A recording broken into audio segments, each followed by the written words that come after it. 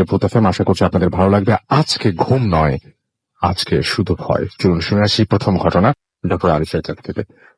Welcome back. Thank you. আসসালামু আলাইকুম everybody. ওয়ালাইকুম সালাম। কেমন আছেন? Thank you so much Rasel ভাই। এই তো ভাই আছি আলহামদুলিল্লাহ। ওকে, আপনি কেমন আছেন? হ্যাঁ ভালো আছি। ওকে, আমরা চলে যাই ঘটনায়। জি রাসেল ভাই, হ্যাঁ। অনেক মানে কষ্টে একজনের দেখা মেলে।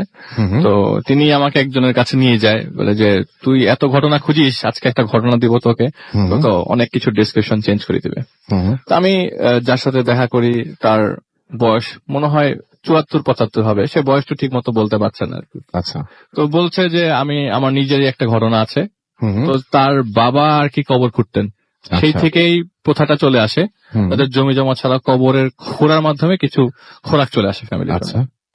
তো আপনার ঘটনা হচ্ছে 1988 সালে বন্যার পর চারিদিকে খালি থই থই পানি পানি। আর বরিশাল হলে তো কোনো কথা, বরিশাল হলে তো কোনো কথা নেই।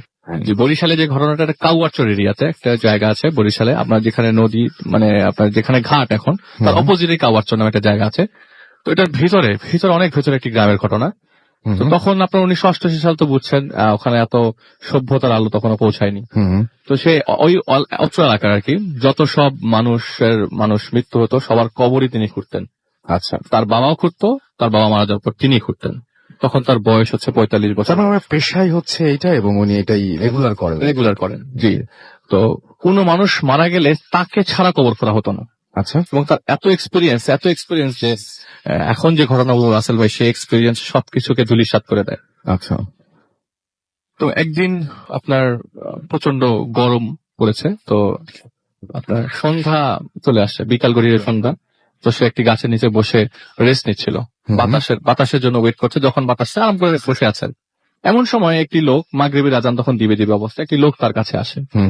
এসে বলে, ভাই আমার বাড়ির মালিক মারা গেছে, ওনার কবর দিতে হবে।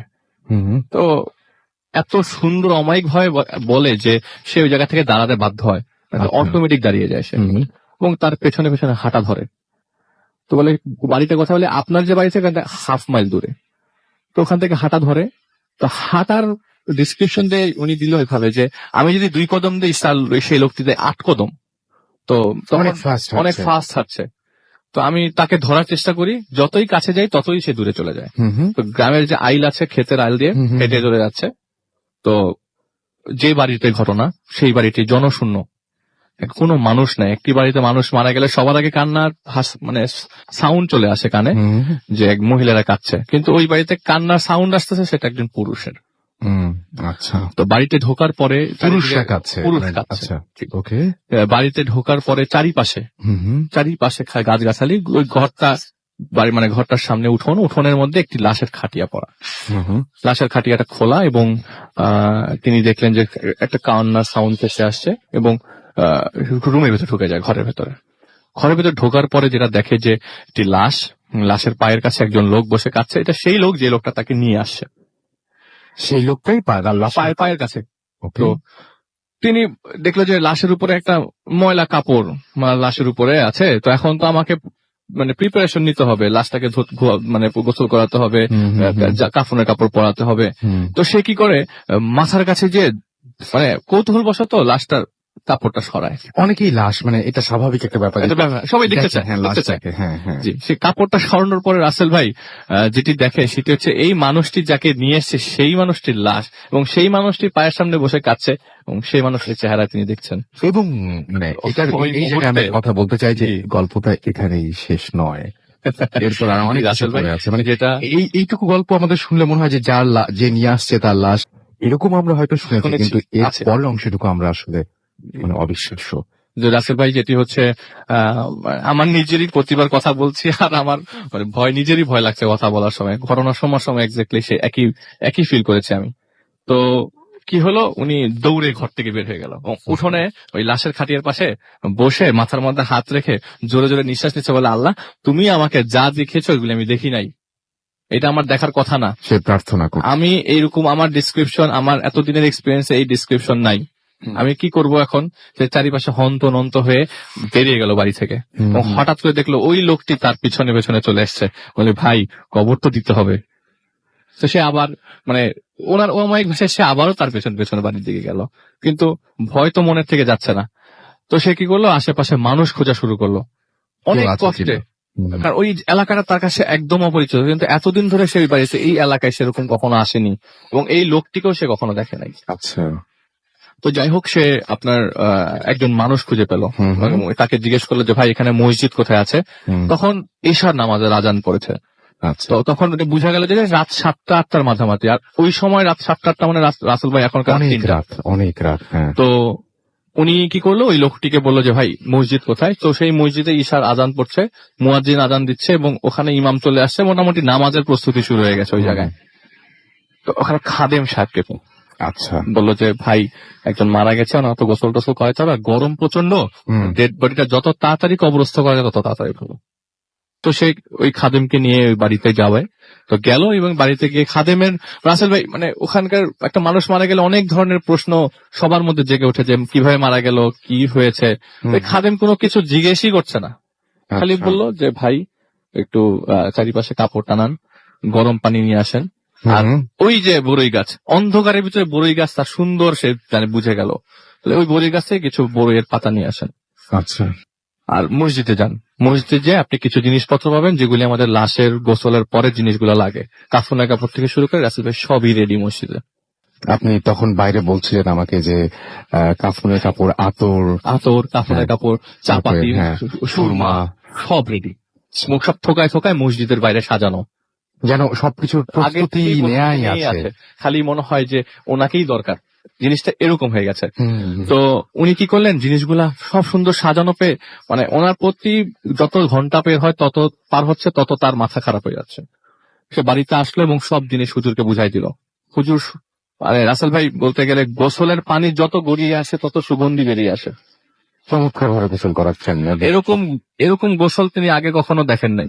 যত গোসলের পানি গড়িয়ে গড়িয়ে বাইরে আসতেছে তত বেশি গন্ধ বেরোচ্ছে। আপনি একটা কথা বলছেন মাঝখানে বাইরে যে চারদিকে ঘিরে দিতে বলেন। হ্যাঁ, তাদের ঘিরে দিতে কাপড় দিয়ে নর্মালি মানুষ মারা গেলে আমরা চারপাশে কাপড় দিয়ে ঘিরিয়ে দিই, কিন্তু ওখানে তো মানুষ নাই, গোসল তো সে এমনিও করাতে পারতো, কিন্তু সে তার নিয়ম অনুযায়ী গোসল করায় এবং পানি যত গড়িয়ে আসে তত গন্ধ চারিপাশে ফেরিয়ে পড়ে।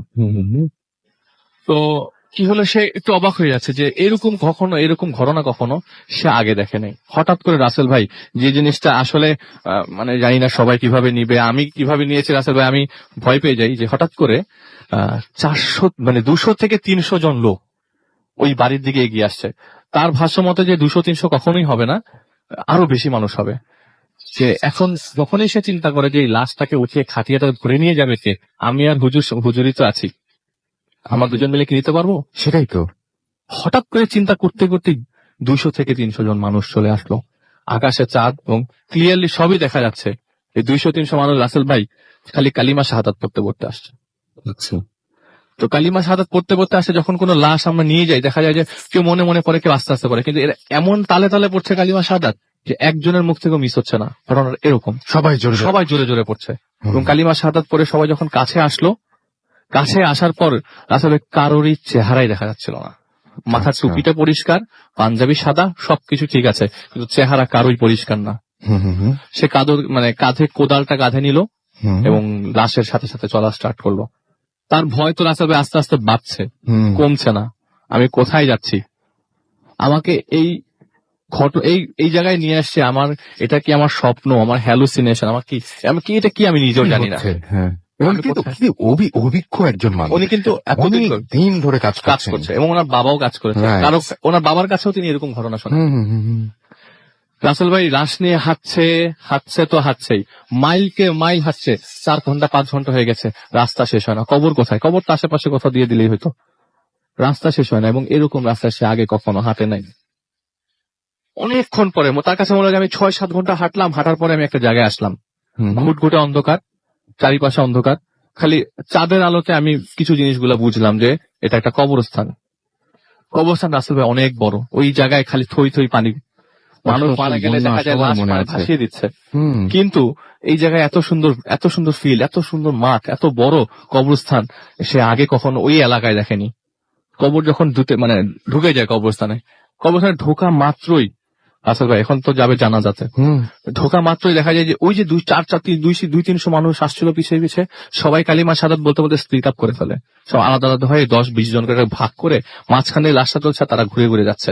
কবরটার দিকে, এবং জানাজা হয়েছে ঠিক কবরটার আগে, একটু আগে। তো লাশটা রেখে যখন জানাজা পড়ে, রাসেল ভাই সে কোদাল টোদাল রেখে অজু করতে যায়। পাশে একটা পুকুরের মতো ছিল, অজু করে আসে এবং দেখে যে ওই 200-300 লোক ইম্পসিবল, পুরো জায়গাটাতে মানুষ ভরে যায় খালি জানাজাতে, 1-2 মানুষ না, এরকম মানুষ মুহূর্তের মধ্যে শত শত মানুষ জানাজাতে চলে এসছে। এবং ওই যে খাদেম সাহেব, সে নামাজটা পড়ায়। নামাজটা পড়াবার পরে লাশটিকে কবরস্থানের কাছে নিয়ে যায়, যেটা সব কিছু ডেসক্রিপশন রাসেল ভাই চেঞ্জ করে দেয়। কবরটার পাশে লাশের খাটিয়াটা রাখা হয় এবং লাশটা উনি যেটা দেখে যে লাশটা আস্তে আস্তে গড়িয়ে কবরের মধ্যে চলে গেল। কেউ ধরেনি লাশটাকে, না হুজুরটা না সে, তার না ছিল তার কোনো আত্মীয় স্বজন। আস্তে করে লাশটা চলে যায় কবরের ভেতরে, এবং কবরের ভেতরে যাওয়ার পর আমরা লাশের বাঁধনটা খুলে দিই, সে দেখে অটোমেটিক লাশের বাঁধনটা খুলে যাচ্ছে, আর আস্তে করে লাশটা মাথাটা পশ্চিম দিকে কাত হয়ে গেল। এটি কে করছে রাসেল ভাই? ওনার মাথায় এগুলি কিচ্ছু নাই। সেটাই হয় আমি কিছু বলতে পারছি না, খুব মন দিয়ে রাসেল ভাই বলছে যে মানে লাশের সাথে 2জন ছেলে নামবে, এবং সে যদি বাবা হয়, ভাই হয়, মানে ছেলে হয়, তারা কি করে লাশটাকে আপনার কবরের ভিতরে নামিয়ে দেয়। কিন্তু লাশটা অটোমেটিক কবরের ভিতরে ঢুকে গেল, এবং আস্তে করে খাদেম সাহেব বলল, এই তুমি এখন চাটাই দিয়ে দাও। চাটাই তো না, কলা পাতা, বাঁশ দিয়ে দাও। সুন্দর করে বাঁশগুলা সাজিয়ে রাখার পর কলা পাতা দিল। আর মজার বিষয় আসলে আমি একটা জিনিস স্কিপ করে গেছি, উনি যখন কবর খুঁড়ছিল, উনি একটা করে কোপ দিচ্ছে, তার কাছে মাটি আসছে 10টা কোপের মাটি। অনেক বেশি পরিমাণে, অনেক বেশি, মনে করেন 40 মিনিট লাগে, 40 থেকে 50 মিনিট লাগে তার একটা কবর খুঁড়তে, সে 2 মিনিটে কবর খোঁড়া হয়ে গেছে। তো যাই হোক, ঘটনাতে চলে যাই। উনি যখন কবর দেওয়া শেষ হলো, কবর মানে কাঁধে, রাসেল ভাই আবারও কাঁধে কোদাল উঠাতে এসে দেখলো আশেপাশে একটা মানুষ নাই। যখন কবরটা খোঁড়া শেষ হয়ে গেছে, সবাই লাশটাকে নামিয়ে দিয়ে গেছে এবং মুনাজাত হয়েছে, ওর মধ্যে মুনাজাত হয়ে গেছে। মুনাজাত হওয়ার পর যখন কবর মানে সে যখন কাঁধের মধ্যে কোদাল উঠালো, একটা মানুষ নাই রাসেল ভাই, জনশূন্য সেই এলাকায়। সে একা ওই কবরের পাশে হাঁটু গেড়ে বসে পড়ে, এবং সারা রাত সে কবরের পাশেই ছিল, ওখান থেকে এক ফোঁটাও মুভ করেনি। একটা সময় ঘুম চলে আসে, ঘুমিয়ে যায়, ঘুম ভাঙে। সকালবেলা দেখে যে তার ছেলে তাকে ডাক দিয়ে ঘুম থেকে উঠালো, যে আব্বা তুমি কই ছিলা, তুমি কি কালকে রাতের বেলা মানে শহরে গেছিলা? সে তার ছেলেকে ডিসক্রাইব করতে পারে না সে কোথায় গিয়েছিল, সে জানে না সে কোথায় গিয়েছিল, তার কাছে ভাষা নাই আমি কোথায় গিয়েছিলাম। তো রাসেল ভাই, আপনি এরকম একটা সিচুয়েশন ফেস করলে সকালবেলা চাবো জিনিসটা যদি কোথায় হয়েছে সেই জিনিসটা আবার চেক করবার জন্য। কৌতূহল আপনারও থাকবে, আমারও থাকবে, তার মধ্যেও কৌতূহল ছিল। সে কি করলো, গতকাল রাতে যে রাস্তা ধরে সে ওই জায়গায় গেছে, সেই রাস্তা ধরে সে আবারও রাখাটা ধরলো। কিন্তু প্রেসক্রিপশন রাসেল ভাই সেগুলি দেয় না। সেই বাড়িতে দেখে এত মানুষ, মানে উঠোনে এত মানুষ, বাড়ি ভর্তি মানুষ। জিজ্ঞেস করলো, আচ্ছা সৈয়দ আশরাফ আলীর বাড়ি এটা না? তো ওখানকার মহিলারা বললো যে হ্যাঁ, সৈয়দ আশরাফ আলীর বাড়ি এদিক দিয়ে একটু ভিতরে, ইঙ্গিত দেখালো। তো তার আর সাহসে কুলন না, কারণ কালকে রাতে তিনি এই বাড়িতেই আসছিল। সে যখন ওই মহিলাকে জিজ্ঞেস করলো, এই বাড়িতে সৈয়দ আশরাফ আলী গতকালকে মারা গেছে না? তখন এই মহিলা বলে, না না, সৈয়দ আশরাফ আলী তো মারা গেছে আজকে থেকে 20 বছর আগে। তাহলে গতকাল রাতে তার কবর ছিল কার? এত মানুষ আসলো কোথা থেকে? সে স্বপ্ন দেখেনি রাসেল ভাই, সে অরিজিনালি একটা মানুষকে গতকাল কবর দিয়েছে। হ্যাঁ, আমার কাছে এই জায়গায় সে মনে হচ্ছিল যে পুরো জিনিসটা স্বপ্ন দেখে, কিন্তু না, কিন্তু যে মানে কি অবস্থা হয়েছিল ভদ্রলোকের যখন উনি পুরো জিনিসটা এক্সপিরিয়েন্স করেছেন। এবং মানে ব্যাপারটা হচ্ছে যে যেই ভদ্রলোক, আচ্ছা এই ভদ্রলোক সম্পর্কে কিছু জানা গেছে যে সৈয়দ রাসেল ভাই, ওই ভদ্রলোক মাঝে মধ্যে ঢাকায় আসে, ওইখানে উনি বয়সটা এখন বয়স বেশি না। সৈয়দ আশরাফ আলী সম্পর্কে উনি জানে, উনি জানতে চায়নি, উনি জানতেও চায়নি, উনি কবর খুঁড়ে ওই কি জানার কথা না, মানে জানতে চাইবে না কেউ। মানে এই ঘটনা প্রত্যেকটা মানুষ চাইবে যে এই ঘটনা আমি যত তাড়াতাড়ি পারি ভুলে যাই, আর যেন জীবনে কোনোদিন এরকম, যত ভুলবো তত ভালো আমার জন্য। একদম, মানে যত ভুলবো তত বেশি ভালো আমার জন্য। কিন্তু রাসেল ভাই, সত্যি আমি ইন্টারাপ্ট করলাম, যে রাসেল ভাই যে উনি বলছে যে আমি যে সৈয়দ আশরাফ আলীর কবর দিলাম, আমি যদি স্বপ্ন দেখতাম তাহলে আমি দৈনন্দিন জীবনে যাদের সাথে চলাফেরা করি তাদের চেহারা দেখবো। আমি এমন একজনের চেহারা দেখবো কেন, যে কে আমি জীবনেও দেখি নাই। রাইট, এটা কখনোই আমার স্বপ্ন হতে পারে না। আমি নিজের চোখে ঘটনা দেখেছি, আমি নিজে কবর দিয়েছি, আমি নিজে কাঁধে কোদাল উঠেছি, আমি সব ফিল করি, আমার হাতের মধ্যে এখনো কোদালের ছাপ। এবং সবচেয়ে বড় কথা, যিনি রেগুলার এই কাজটা করেন তার কাছে তো ভয়ের কিছু নাই। তিনি নানান ভাবে চেষ্টা করবেন যে ঘটনাটা কি ঘটেছে আসলে সেটা বুঝতে। রাইট, সেটাই। এবং আমরা থ্যাংক ইউ ভেরি মাচ আলিফ আপনার ঘটনার জন্য। এবং আমি দেখতে পাচ্ছি যে অনেকেরই রেসপন্স ফেসবুকে আজকে অন্যদিনের চেয়ে বেশি SMS করছেন সবাই। এবং আমি দেখতে পাচ্ছি যে মৌটুসি লিখেছেন ফার্স্ট স্টোরিটা দারুণ হয়েছে, ব্যাকগ্রাউন্ড মিউজিকটাও তার কাছে ভয়ানক লাগছে। মোবারক চট্টগ্রাম থেকে লিখেছেন খুব ভয় লাগছে তার কাছে। সাকিব রাজশাহী থেকে লিখেছেন আলিফ ভাইয়ের ঘটনাটা জোস। আমি জানি যে সবাই এইরকমই বলবেন, কারণ এই ঘটনাটা আমার কাছে অনেক ভয়ঙ্কর লেগেছে। নীরব আমাদেরকে এসএমএস করেছেন আমাদেরকে অরণ্যা মিরপুর থেকে, এবং আমাদেরকে মিমি এবং সোহেল এসএমএস করেছেন আমাদের, এবং তিনি বলেছেন যে ঘটনাটা অদ্ভুত ছিল। জ্যাকলিন নাটোর থেকে আমাদের এসএমএস করেছেন, নাইম আমাদের এসএমএস করেছেন, জাওয়াদ আমাদের এসএমএস করেছেন ময়মনসিং থেকে, এছাড়াও ফুলপুর থেকে আমাদের এসএমএস করেছেন আলিফ ভাইয়ের ঘটনাটা খুব ভয় লাগছে। শাফিন আমাদের এসএমএস করেছেন, তামিম এসএমএস করেছেন, সিদ্দিক এসএমএস করেছেন, আসাদুল গাজীপুর থেকে। এছাড়াও আরো দেখতে পাচ্ছি অনেকেই, জ্যাকলিন, বাহার, মুকিত, রাতুল এবং লামিয়া, হিমেল পান্ডে, ইমাম এবং আরো অনেকেই আমাদের এসএমএস করছেন। একইভাবে আমি দেখতে পাচ্ছি যে আমাদের সাথে ফেসবুকে অনেকেই জয়েন করেছেন এই মুহূর্তে, এবং অনেকেই জানাচ্ছেন যে তাদের ঘটনাটা অনেক বেশি ভালো লেগেছে। আপনারাও সেগুলো দেখতে পাচ্ছেন। ফার্স্ট ঘটনাটা খুব ভয় লেগেছে আমাদের ফেসবুকে লিখেছেন এসকে সাকিব। এছাড়াও দেখতে পাচ্ছি অনেক ভয় লাগছে, রাসেল ভাই লিখেছেন, আমিরুল মোমিন আমাদেরকে, সুমি রুবেল লিখেছেন হাই। এছাড়াও আমাদেরকে ভালো লেগেছে লিখছেন, অনেক ভালো লাগছে এইচ কে হক। এছাড়াও শরীফুল সজীব আমাদের এখানে লিখছেন, সাদমান সাকিব। এছাড়াও আমাদের এখানে লিখেছেন দেখতে পাচ্ছি শাহেদ মজুমদার, এছাড়াও শরীফুল হাসান, রাব্বি সরকার, রত্না নিশি, MX মিলন সহ আরো অনেকে। জানিয়ে দিই যে আরো একবার আমাদের যদি এসএমএস করতে চান, মোবাইলের মেসেজ অপশনে গিয়ে টাইপ করুন ফুর্তি, FORT ফুর্তি, স্পেস দিয়ে লিখুন আপনার নাম, স্পেস দিয়ে আপনার মেসেজ পাঠিয়ে দিন 9840 নাম্বারে। যদি আমাদের ইমেল করতে চান, আমাদের ইমেল অ্যাড্রেস হচ্ছে bhutfm@radiofurti.fm, which is BHWTFM@radioforti.fm। আপনার নাম, ঠিকানা এবং ফোন নাম্বার সহ আপনার জীবনে ঘটে যাওয়া সেরা ঘটনাগুলো পাঠিয়ে দিন আমাদের কাছে। মতামত দিবেন কোন ঘটনাটা আপনাদের ভালো লেগেছে, কোন ধরনের ঘটনা বেশি আসা প্রয়োজন, কোন ধরনের অতিথিদের আমরা বারবার আনতে পারি, সেই ধরনের যে কোনো মতামত আপনারা ফেসবুকে আমাদের সাথে শেয়ার করতে পারেন। আমাদের ফেসবুকের অ্যাড্রেস হচ্ছে www.facebook.com/radio.furti, RADIOFORTI। পরের ঘটনাটা অনেক বড়, এবং আমরা এই ঘটনাটা অনেক বড় ছিল। আপনারা যদি কিছু মনে না করেন, প্লিজ আমরা একটা ছোট্ট ব্রেক নিয়ে আসি, এবং ব্রেকের পরে আমরা আবারও ফিরে আসছি। আমাদের সাথেই থাকুন। আরো একটা ঘটনা, একদম নতুন একজন অতিথি যিনি আমাদের সাথে রয়েছেন, কিন্তু তার ঘটনাটা খুব দারুণ, আমরা শুনবো। স্টে টিউনড ফর রেডিও ফুর্তি এন্ড ডোন্ট স্টপ দ্য ফুর্তি। Bhoot FM. The night comes alive with driving thoughts.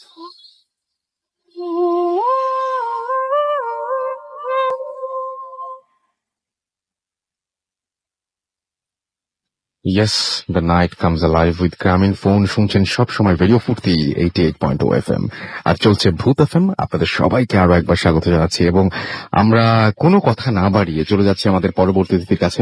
আপনার নামটা প্লিজ একটু বলবেন, এবং আপনি জানিয়ে দিন যে আপনি কোথা থেকে এসেছেন। প্রথমেই রাসেল ভাই থ্যাংক ইউ, আর যারা শুনছেন সবাইকে আসসালামু আলাইকুম। আমি এসেছি খিলক্ষেত থেকে, আমি ইফতি। তো আজকে যে ঘটনাটা আপনাদের সাথে শেয়ার করব, এটা আমার নিজের জীবনের।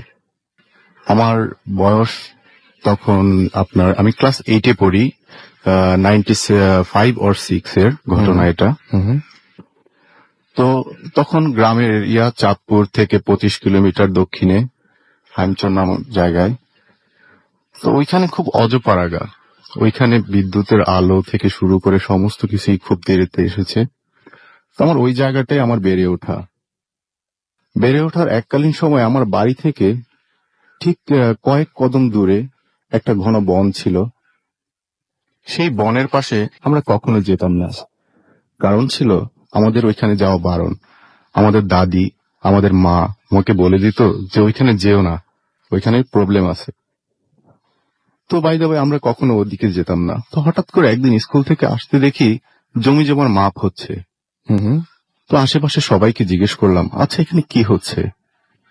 তো বলল যে ওইখানে তো মেঘনা নদীর ভাঙনের কারণে উপজেলা পরিবর্তন হয়ে এখানে চলে আসবে, আলগিবাজার। আচ্ছা আচ্ছা আচ্ছা আচ্ছা। তো আমরা আর ওইটা নিয়ে কিউরিয়াসিটি না দেখিয়ে আমরা চলে আসলাম। তো প্রায় কয়েক মাস ভিতরে ওইখানে একটা 4 তলা বিল্ডিং তৈরি হয়ে গেল। প্লাস্টার টাস্টার সব রং করা হয়ে গেল, সাদা হলুদ রং। তো স্ট্রাকচারটা হচ্ছে আপনার প্রত্যেকটা ফ্লোরে আপনার বারান্দা আছে, বারান্দাটা রড দিয়ে রেলিং বেয়ে একেবারে ছাদে চলে যাওয়া যায়। আচ্ছা। আর সিঁড়িঘরটার বাহির থেকে দেখা যায় যে সিঁড়িঘরটা আপনার গ্লাস করা, খুব খুব খুব খুব গ্লাস করা। হুম যেহেতু ক্লাস 7 বা 8 ছিলাম, তখন আমাদের গ্রুপটা খুব দুষ্ট ছিল। হুম তো দুষ্ট হওয়ার কারণে আমরা প্রায় ওইখানে সামনে ছিল একটা খেলার মাঠ, আমরা ওইখানে খেলতাম। খেলতে খেলতে একসময় কি হলো, আমরা ওই ইটা মেরে আমরা ওই গ্লাসগুলা ভাঙতাম। তো তারপরে কি হতো, আমরা দেখতাম যে কার 2-1 মাস পরে এসে আবার কারা যেন এসে আবার ওই গ্লাসগুলা ঠিক করে দিয়ে যায়। তো এইভাবে চলতে থাকলো, আমরা গ্লাস ভাঙি, চলতে থাকলো। তো একদিন খেলার মাঠে আমরা খেলতেছি ও বাসার সামনে, খেলার পরে দেখলাম আমি হঠাৎ করে আমার চোখ গেল ওই হলুদ বিল্ডিংটার দিকে। হুম তো চোখ যাওয়ার পরে আমি দেখলাম দোতলায় হুম বারান্দায় একটা মেয়ে সাদা ড্রেস পরে দাঁড়িয়ে আছে। তো আমি চিন্তা করলাম যে সারা দিন তো খেলি, হয়তোবা আমার এটা কোনো মানে কোনো ব্রেনের কোনো ধরনের হ্যালুসিনেশন হইতে পারে, ভুল করছে হয়তো আপনার। ভুল করছে হয়তোবা। জি। হুম তো তারপরে কি হলো, আমি ওই দিন আর ওই ঘটনাটা আমি শেয়ার করলাম না আমার ফ্রেন্ডদের কাছে। হুম ঠিক তার পরের দিনে একই ঘটনা। আমি এই ঘটনাটা খুব ভয় পেয়ে গেলাম, আসলে কি। তখন আমি চিন্তা করলাম, যেহেতু আমার এই ঘটনাটা 2 দিন ঘটলো, আমি আমার ফ্রেন্ডকে বলবো। হুম তো তার পরের দিন আমি কি করলাম, খেলা শেষ করে পাশে ছিল পুকুর, পুকুরের ভিতরে সবাই গরমকাল, হুম আমরা পুকুরের ভিতরে হাবুডুবু খেয়ে আবার উপরে চলে এসে আমরা এক জায়গায় গোল হয়ে মিটিং এর মতো বসলাম মাঠের ভিতরে। আচ্ছা। আমাদের পিছনে হলুদ বিল্ডিং। তো আমি যখন বলতে যাব যে আমি কিছু দেখছি, হুম ঠিক তার মুহূর্তে আমি বলতে যাব, এই মুহূর্তে আমার পিছন থেকে আমার ফ্রেন্ড বলল, দোস্ত আমি না গতকালকে ঠিক তার আগের দিনও আমি একটা মেয়েকে দেখলাম দোতলায় বারান্দাতে দাঁড়ানো। হুম জিনিসটা আমি মনে মনে চিন্তা করলাম যে আমি একা না, আরেকজন আমার দেখছে। আমার ফ্রেন্ড আরেকজন দেখছে। ঠিক সাথে সাথে সবাই বলে উঠলো, হ্যাঁ আমরাও দেখছি যে একটা মেয়ে। তো তখন আমাদের ভিতরে একটা কিউরিওসিটি তৈরি হলো যে কি হয়, এই বাসায় তো কেউ নাই, বয়সটাও তখন আপনাদের অনেক কম। বয়সটাই অনেক কম, এই বাসায় তো কেউ নাই, তো এই বাসায় এই মেয়েটা আসলো কিভাবে। তো আমাদের ভিতরে একটা স্পিয়া জাগলো, আমরা দেখবো এটাতে আসলে কি ঘটনা। রাইট। তো আমরা প্ল্যান করলাম যে আজকে রাতেই আমরা ভাত টাত খেয়ে আমরা স্কুল মাঠে চলে আসব। তো আমরা রাতের বেলা যে যার মতো ওই দিন বাড়িতে চলে গেলাম। বাড়িতে চলে এসে আমরা ভাত টাত খেয়ে ঠিক 11টায় আমরা 6 ফ্রেন্ড স্কুল মাঠে। আচ্ছা। তখন প্ল্যান করলাম এখনই যাব। হুম আমরা গেলাম ওই বিল্ডিং এর কাছে, যাওয়ার পর এখন প্ল্যান হলো কে উঠবে, কারণ বিল্ডিংটা ছিল একতলার, বারান্দাটা দিয়ে রেলিং বেয়ে সরকারি বিল্ডিং গুলো যেমন হয় রাসেল ভাই, একটু সানসেটের মতো সামনে থাকে। হুম তো ওইটার উপরে, সানসেটটার উপরে উঠে আমাকে তারপরে গ্লাস যে ছিল খোপ খোপ মতো, ওই গ্লাস ভাঙতে হবে এবং ধরে পা আগে দিয়ে তারপরে এভাবে যেতে হবে, একেবারে শুয়ে ওইভাবে যেতে হবে, ঝুলে তারপর ঝুলে। মাথা ঢুকে যেতে জি, হবে। জি। হ্যাঁ রাইট। ঝুলে ওইভাবে যেতে হবে। তো কি করলাম, আমি আর রাজু, তো ডিসিশন হলো যে আমি আর রাজু উঠবো। তো আমরা কি করলাম, আমি আর রাজু উঠে গেলাম। উঠে যাওয়ার পরে রাজু বলল যে চল ভিতরে ঢুকি। তো ভিতরে ঢুকে গেলাম। ভিতরে ঢুকে যাওয়ার পরে হঠাৎ করে একটা ঠান্ডা বাতাস করে বয়ে গেল। এতটা ঠান্ডা এই গরমে, আমরা অবাক হয়ে গেলাম। তার পিছন দিয়েই আমার ফ্রেন্ড খোরশেদ এসে আসবে, কিরে তোরা এখানে কি। তো আমরা কি করলাম, ঘটনাটা খোরশেদের সাথে শেয়ার করলাম যে দোস্ত দেখ এখান থেকে একটা ঠান্ডা বাতাস হয়েছে। হঠাৎ করে দোতলা থেকে একটা আওয়াজ আসলো, আওয়াজটা একটা মেয়েলি কণ্ঠের মতো, একটা হাসির মতো আওয়াজ আসার পরে খোরশেদ বলল, ধাম করে আমাকে ধাক্কা দিল, আমি দেখবো। উপরে উঠে গেল, আমরা সবাই তার পিছনে পিছনে দোতলার উপরে দেখলাম তালা নেই। আমরা ভিতরে ঢুকে সমস্ত ঘর সার্চ করলাম, যে কিছু নেই, শুধু একটা গন্ধ শুধু আছে, সেটা হচ্ছে একটা পোড়া মাংসের গন্ধ। আমরা যে যার মতো চলে আসলাম, আবার বাসায় চলে গেলাম। ঠিক তার পরের দিন আমার ঘুম ভাঙলো সকালবেলা, দেখলাম খুব চেঁচামেচি। আমার চাচা ছিলেন চেয়ারম্যান, আমার চাচার কাছে দেখলাম একটা পুলিশের ভ্যান আসলো। আমার চাচাকে বললো, চেয়ারম্যান সাহেব, আপনাদের এই বিল্ডিংটাতে বা আপনার এই বিল্ডিংটা, হলুদ বিল্ডিংটাতে আমরা 2টা লাশ পেয়েছি, কিন্তু ট্রেস করতে পারতেছি না এটা কার লাশ। তার মানে বেওয়ারিশ লাশ। দেওয়ারিশ লাশ। তখন আমার চাচা বললো কি, আমি এই মুহূর্তে আমি দৌড় দিয়ে, আমার বাড়ির পাশে ছিল আমার রাজু ফ্রেন্ডের বাসা, আমি ওর বাসায় চল থানার সামনে যাই। গেলাম, যা শুনলাম যে বেওয়ারিশ লাশ হিসেবে 2টা লাশ পাওয়া গেছে। তো তার 2 দিন পরে এটা কারো কোনো পরে মাইক নামানো হইলো এলাকায়, তারপরে লোকাল পত্রিকা দেওয়া হইলো, কোনো নিউজ নাই এরা কারা। পরে তারপরে কি হলো, 2 দিন পরে বা 3 দিন পরে ওইটা বেওয়ারিশ লাশ হিসাবে থানার পাশেই কবর দেওয়া হলো। আচ্ছা। তো তারপরের দিন আমি ওই দিনের পরে আর 2-1 দিনের পরে যে ঘটনা, সেটা হচ্ছে আমি রাতের বেলা ঘুমাচ্ছি। ঘুমের পরে হঠাৎ করে আমার একটা ফোন আসলো, আমার মেজো ভাই আমাকে বলল যে এই ইফতি। আমি উঠলাম, বললো যে তোর ফোন আসছে। আমি ফোন রিসিভ করতে আমাকে বললো যে আমি মনির, তুই একটু বাসার বাইরে আয়। আমি গেলাম, যে বললো যে এই সমস্যা, আমার কাছে একটা ফোন আসলো যে আমার কাছে একটা ফোন আসলো যে এই ঘটনা। ও রাসেল ভাই, একটু ভুলে গেছিলাম যে ওই ঘটনা হওয়ার পরে প্রায় প্রত্যেক মাসে আমাদের এটা 2 মাস কন্টিনিউয়াস চলো, প্রত্যেক দিন একটা করে 2 জোড়া, একটা ছেলে আর একটা মেয়ের লাশ পাওয়া যেত। একটা খুবই মানে ভয়ঙ্কর ব্যাপার কিন্তু। প্রত্যেক দিন আপনার একটা ছেলে একটা মেয়ে, কিন্তু যখনই মাইক নামা হয়তো ছবি সহ, ইভেন আপনার কেউ কোনোদিন কোনো ট্রেস করতে পারেনি। 2 মাস চললো এটা। প্রত্যেকটা লাশই বেওয়ারিশ পাওয়া যেত। বেওয়ারিশ লাশ হিসেবে কবর দেওয়া হতো। তো এই ঘটনা তো কি করলো, সরকারি ভাবে বললো যে এখানে তো অনেক সরকারি অফিস আছে, এখানে কয়েকটা ফ্যামিলিকে থাকতে দেন। তখন কি করলো, আপনার 2 জন ভূমি অফিসার একজনকে পেলো যে ফ্যামিলি সহ এখানে থাকবে। ফ্যামিলি বললে ভুল হবে, আপনার তার বাবা আর ছেলে। তো পরের দিন স্কুলে দেখা গেল কি, আপনার আমার স্যার যে বাংলা টিচার ছিল, উনি পরিচয় করে দিল, এই হচ্ছে তোমাদের নতুন ফ্রেন্ড সুজন, ওর বাড়ি গাইবান্ধাতে। আচ্ছা। ওর নতুন আসছে, সরকারি ভূমি অফিসার, ওর বাবা চাকরি করে। তো এই তারপর ঘটনায় আসি। তো এইভাবে সুজনের কাছে আমাদের একটা বন্ধুত্ব সম্পর্ক তৈরি হয়ে যায় কয়েকদিনের ভিতরে। তো আমি ঘটনায় আসি, মনিরের ঘটনা। তো মনির বলল যে কে যেন আমাকে ফোন করে বলতেছে আমাকে বাঁচা। তো আমি বুঝতে পারছি যে এটা সুজনের গলা, এটা আমি বুঝতে পারছি। তখন আমাদের এখানে যাইতে হবে, আমরা সবাই দৌড়ে সেই হলুদ বিল্ডিং এর কাছে গেলাম, যা দেখলাম যে ওই বিল্ডিং এ কে উঠবে। তো এর ভিতরে কি করলো, খোরশেদ ধাম করে আবার উঠে গেল বিল্ডিং এ। যখন গেল সবার তার পিছনে উঠে গেল দোতলায় যেয়ে দেখলো কেউ নাই, শুনশান ঘর, কোনো আলো নেই। হঠাৎ করে উপর থেকে পানির শব্দ, পানি ফেলতেছে কে। তখন সবাই আমরা দৌড়িয়া ছাদের উপরে গেলাম। একজন দেখলো, এই দেখ কার যেন পা দেখা যাচ্ছে। আর পানির ট্যাঙ্কিটা ছিল আপনার হচ্ছে ইট দিয়ে তৈরি করা, মাঝখানে কার যেন পা দেখা যাচ্ছে। আমরা সবাই খোরশেদ লাফ দিয়ে উঠে গেল ট্যাঙ্কির উপরে, পা ধরলো, এই সুজন।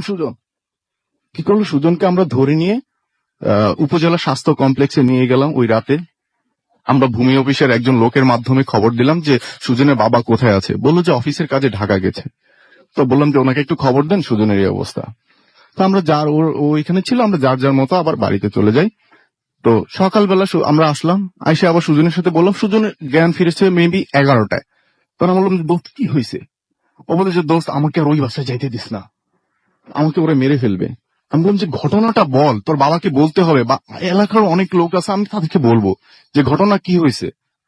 দোস্ত আমাকে ওই বাসায় আর দিস না, আমাকে মেরে ফেলবে, দোস্ত আমাকে ওই বাসায় দিস না। তো তারপরে কি হলো, ওর বাবা আসতে আসতে আপনার বিকাল 4টা বেজে গেল। আমরা ওর আঙ্কেলের কাছে বললাম, আঙ্কেল দেখেন ওই বাসায় থাকেন না, থানার পাশে আপনার একটা সরকারি বিল্ডিং আছে, আপনি ওইখানে থাকেন, যেহেতু ওইখানে। উনি আমাকে বললো, তোমরা বাচ্চা ছেলে, আমাদের সবাইকে বলো তোমরা বাচ্চা ছেলে, তোমাদের কথার কোনো আমলে নিলেন না ব্যাপারটা। জি রাসেল ভাই, তারপরে ওই আমলে নিলেন না। তারপর অনেক সত্য মিথ্যা সবকিছু উনি কি করলেন, ওই টেনে হিস্ট্রে সুজনকে নিয়ে গেলেন ওই বিল্ডিং এ। নিয়ে যাওয়ার পরে দিন কি হলো, আমরা যার মতো বাড়িতে চলে গেলাম। রাত 12টা কি 12:30টার দিকে হঠাৎ করে আমি থাকতাম আমার শোয়ার আপনার খাটের পাশে ছিল জানালা টাক করে আওয়াজ হলো। আমি বললাম কে? বললো যে আমি কে? খোরশেদ, দরজা খুল তাড়াতাড়ি। আমি দরজা খুলে দেখি খোরশেদের পুরা শরীর ভেজা। আমি তাকে কি করলাম, একটা তাওয়াল দিয়ে আমার একটা সেন্ডো গেঞ্জি আর একটা থ্রি কোয়ার্টার। ও বললো যে আমাকে পড়ার সময় নেই, তুই এখন চল। তো কি করলাম, দুইজনে দরজা মানে একটা অনেক রকম ধমকের ধাক্কা দিয়ে আমরা না আটকে আমরা চলে গেলাম হলুদ বিল্ডিং এর দিকে।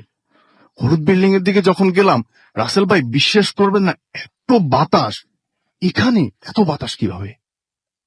তখন আমরা যখন গেটের দিকে, কেচি গেটের দিকে আগাই, আমরা আগাইতে পারতেছি না, কি হচ্ছে? আমরা এক পা আগাইলে আমাদের বাতাসে আরো দূরে। তখন খুরশেদ বলল, দোস্ত এখান থেকে না, পিছন থেকে যাব, পিছনে একটা সুপারি গাছ আছে, তারপরে আম গাছ বেয়ে আমরা ছাদের উপর উঠবো। ও যেই কথা সেই কাজ, পিছনে দৌড়িয়ে চলে গেল, আমিও তার পিছনে পিছনে। ও আবার এই রশি টসি ছাড়াই সুপারি গাছে উঠতে পারে ভালো। ও ধামাধাম কয়েক উপরে উঠে গেল সুপারি গাছে। আমিও তার পিছনে পিছনে দেখা দেখে গেঞ্জিটা খুলে কোন রকমের গিট্টু দিয়ে ওই সুপারি গাছে ওঠার চেষ্টা করতেছি। তো তারপরে কি হলো, ও যখন উঠে গেছে অর্ধেক, তখন দেখলাম ধাম করে খুরশেদ সুপারি গাছ থেকে নিচে পড়ে গেল। আমি তাড়াতাড়ি নেমে আমি ওকে বললাম যে দোস্ত কি হয়েছে? ও বললো যে দোস্ত কিছু হয় না। আমি ওর হাতে দেখলাম পুরো বেঁকে আছে। আমি দোস্ত ওর হাত ভেঙে গেছে। দোস্ত এগুলো দেখার সময় না, আমাকে ওকে বাঁচাইতে হবে। ও কি করলো, লাফ দিয়ে আবার সুপারি গাছে উঠে গেল। উঠে যাওয়ার পরে ওর পিছনে পিছনে আমি উঠে গেলাম। ও আম গাছের ডাল বেয়ে ছাদে উঠে গেল, আমি আস্তে আস্তে, ও আমার অনেকটা আগে। ও দেখলাম যে দরজাটা লাথি দিয়ে সরিয়ে ভিতরে ঢুকে যাচ্ছে, গিয়ে উপরের ছাদের দরজাটা সরিয়ে ভিতরে ঢুকে গেল। আমিও দৌড় দিলাম ওর পিছনে পিছনে। আমি যখন রেলিং এর পাশে দেখলাম সুজনকে, খুরশেদকে ধাম করে কে যেন দরজার বাহির থেকে টান দিয়ে, অনেকটা সিনেমার মতো হয় যে ধাম দিয়ে এক পাশ থেকে আরেক পাশে নিয়ে যায়, ধাম করে নিয়ে গেল। আমি এখন কি করব? আমি কি চলে যাব, নাকি আমি খুরশেদকে বাঁচাবো, নাকি সুজনকে বাঁচাবো? আমি করলাম কি যে না, আমি এখান থেকে যদি চলে যাই বা আমি কি ফিরতে পারবো, তাহলে শুধু আমি এক পা আগাই। আমি যখন এক সিঁড়িতে পা দিলাম, কে যেন, রাসেল ভাই, কে যেন আমাকে ধাম করে একটা ধাক্কা মারলো। ধাক্কা মেরে আমি সিঁড়ির গোড়ায় পড়ে যাই। আমার মাথাটা পড়ে যাওয়ার ফলে এই যে রাসেল ভাই, আমার এই নাকের এখানটাতে আমি পড়ছি, আমার নাকটা এখান থেকে করে আর এই বাঁকা হয়ে যায়। এই যে হ্যাঁ, আমি দেখতে পাচ্ছি। হ্যাঁ, এই জায়গাটা পুরো বাঁকা হয়ে যায়। হুম। বাঁকা হয়ে যাওয়ার পরে আমার মাথাটা ছিল ঘরের দিকে। দেখলাম, আমি বিশ্বাস করবেন না যে সুজনের বাবা ডাইনিং টেবিলের পাশে কে যেন অটোমেটিক্যালি, আমি দেখলাম যে ওনার পাটা ছিঁড়ে যাচ্ছে। আমি আরো ভয় পেয়ে গেলাম। তারপরে আমি চিন্তা করলাম যে এখন কি হবে। তো এখানে বসে থাকার ঠিক ভিতরে কি হচ্ছে আমি একটু দেখি। আমি যেই উঠতে যাব, কেউ একজন আমাকে টান দিয়ে একেবারে চেয়ারের সহ আমার মাথায় প্রচন্ড ব্যথা পাই, আমাকে নিয়ে দেয়ালের সাথে ধাম করে বাড়ি দিল। বাড়ি দেওয়ার পর আমি আমার ডান দিকে ফিরে দেখি খুরশেদ, আমার বাম দিকে সুজন বারবার চিল্লাচ্ছে, আমাকে বাঁচাও, আমাকে বাঁচাও, কে আমাকে মেরে ফেলবে, আমাকে ওরা মেরে ফেলবে। আমি তারপরে সুজনের বাবার দিকে তাকালাম, আমার আঙ্কেল। সে দেখলাম টান দিয়ে ওনার হাত পা দুইটা ছিঁড়ে ফেলতেছে। কে বা কারা আমি জানি না, শুধু আমি একটা কথার আওয়াজটা ট্রেস করতে পেরেছি যে তোরা এখানে এসেছিস কেন। তারপরে আমি কিচ্ছু জানি না। তারপর হঠাৎ করে দেখলাম নিচে কে কে কে অনেক ধরনের শব্দ। তারপরে আর আমার জ্ঞান নেই। পরের দিন জ্ঞান ফিরলো, দেখলাম আমি হসপিটালে, সে একই চাঁদপুর সদর হসপিটালে। ওইখানে আমি পাশে ফিরলাম খোরশেদের পাশে সুজন। আমার মেজো ভাই আসলো, আমাকে বললো যে তুই এখন সুস্থ আছিস, ডাক্তার বলছে তুই এখন চল। আমি মেজো ভাইয়ের সাথে কোনো কথা না বাড়িয়ে বাড়ি চলে গেল বলল যে আচ্ছা তুই এখন কাপড় গুছিয়ে নে, তোর আর এখানে থাকা লাগবে না। আচ্ছা, স্বাভাবিক। হ্যাঁ, তোর আর এখানে থাকা লাগবে না। আমাকে ঢাকা নিয়ে চলে আসলো। আমার বোনকে বললো ও যেন আর কখনো বাড়ি না যায়। তারপরে প্রায় 2-3 মাস কেটে গেল। আমি ড্যামরা আসলাম কোনাপাড়ায়। একদিন বিকাল বেলা হাঁটার সময় হঠাৎ করে পিছন থেকে একজন বলতেছে ইফতি। পিছন থেকে তাকিয়ে দেখি মনিরের ভাই, আমার ফ্রেন্ড মনিরের ভাই নাজির ভাই। ওনার কাছে আমি পরবর্তীতে কাহিনীটা শুনি যে ওই দিন সুজনের বাবার লাশ পাওয়া গেছে, প্রত্যেকটা অঙ্গ বিচ্ছিন্ন। সুজনকে তার পরের দিন তার মামা এসে বাড়িতে নিয়ে যায়। তারপরে ওইখানে সবাই ডিসিশন, সরকারি সমস্ত অফিসে সব ডিসিশন হয় যে ওইখানে এখনই আনসারদের থাকার জন্য ব্যবস্থা করে দিবে। তারপর থেকে হুজুর টুজুর এনে ওইটাতে ঝাড়ফুঁক করে আপনার ওই বিল্ডিংটাকে আনসারদের থাকার জায়গা করে দেয়। এখন ওইখানে অনেক বিল্ডিং, এখন আর নাকি ওই ধরনের কোনো কাহিনী নাই। রাসেল ভাই, এই ছিল আমার প্রথম কাহিনীটা। অনেক ধন্যবাদ আপনাকে আপনার ঘটনার জন্য, থ্যাংক ইউ সো মাচ। আমরা দেখতে পাচ্ছি যে আমাদের কাছে SMS ও প্রচুর আছে এবং আমাদেরকে SMS পাঠাচ্ছেন আপনারা। অভি আমাদের SMS করেছেন এবং তিনি এবং তার বন্ধু অদিতি শুনছেন। ফয়সাল আমাদের সিলেট থেকে SMS করেছেন। ফুর্তি সারাহ আমাদের মিরপুর থেকে SMS করেছেন। ঘটনাগুলো সবার কাছে ভালো লাগছে, সুতরাং আলাদা করে পড়ছি না। পাবনা থেকে আমাদেরকে SMS করেছেন, নামটা লেখেননি। আমাদেরকে মনিরা SMS করেছেন কেরানীগঞ্জ থেকে এবং সেকেন্ড স্টোরিটা তার কাছে অসাম লেগেছে। তাজভির ময়মনসিংহ থেকে আমাদের SMS করেছেন এবং আমাদেরকে SMS করেছেন তিমাত পুলিশ লাইন থেকে। এছাড়া আমাদেরকে সিমরান SMS করেছেন গুলশান থেকে এবং আমাকে জিজ্ঞেস করেছেন কেমন আছে। আমি সবসময় ভালো থাকি, সবসময় ভালো। দলে SB বাদশাহ আমাদের SMS করেছেন নরসিংদী থেকে।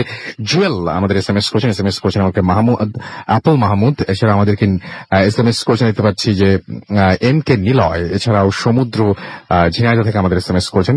অনেকেই সেকেন্ড স্টোরিটা কিন্তু প্রশংসা করছেন। মিরাজ হুসাইন আমাদের SMS করেছেন, তারা 4 ভাই বোন মিলে শুনছেন। টিপু আমাদের SMS করেছেন আমাদেরকে।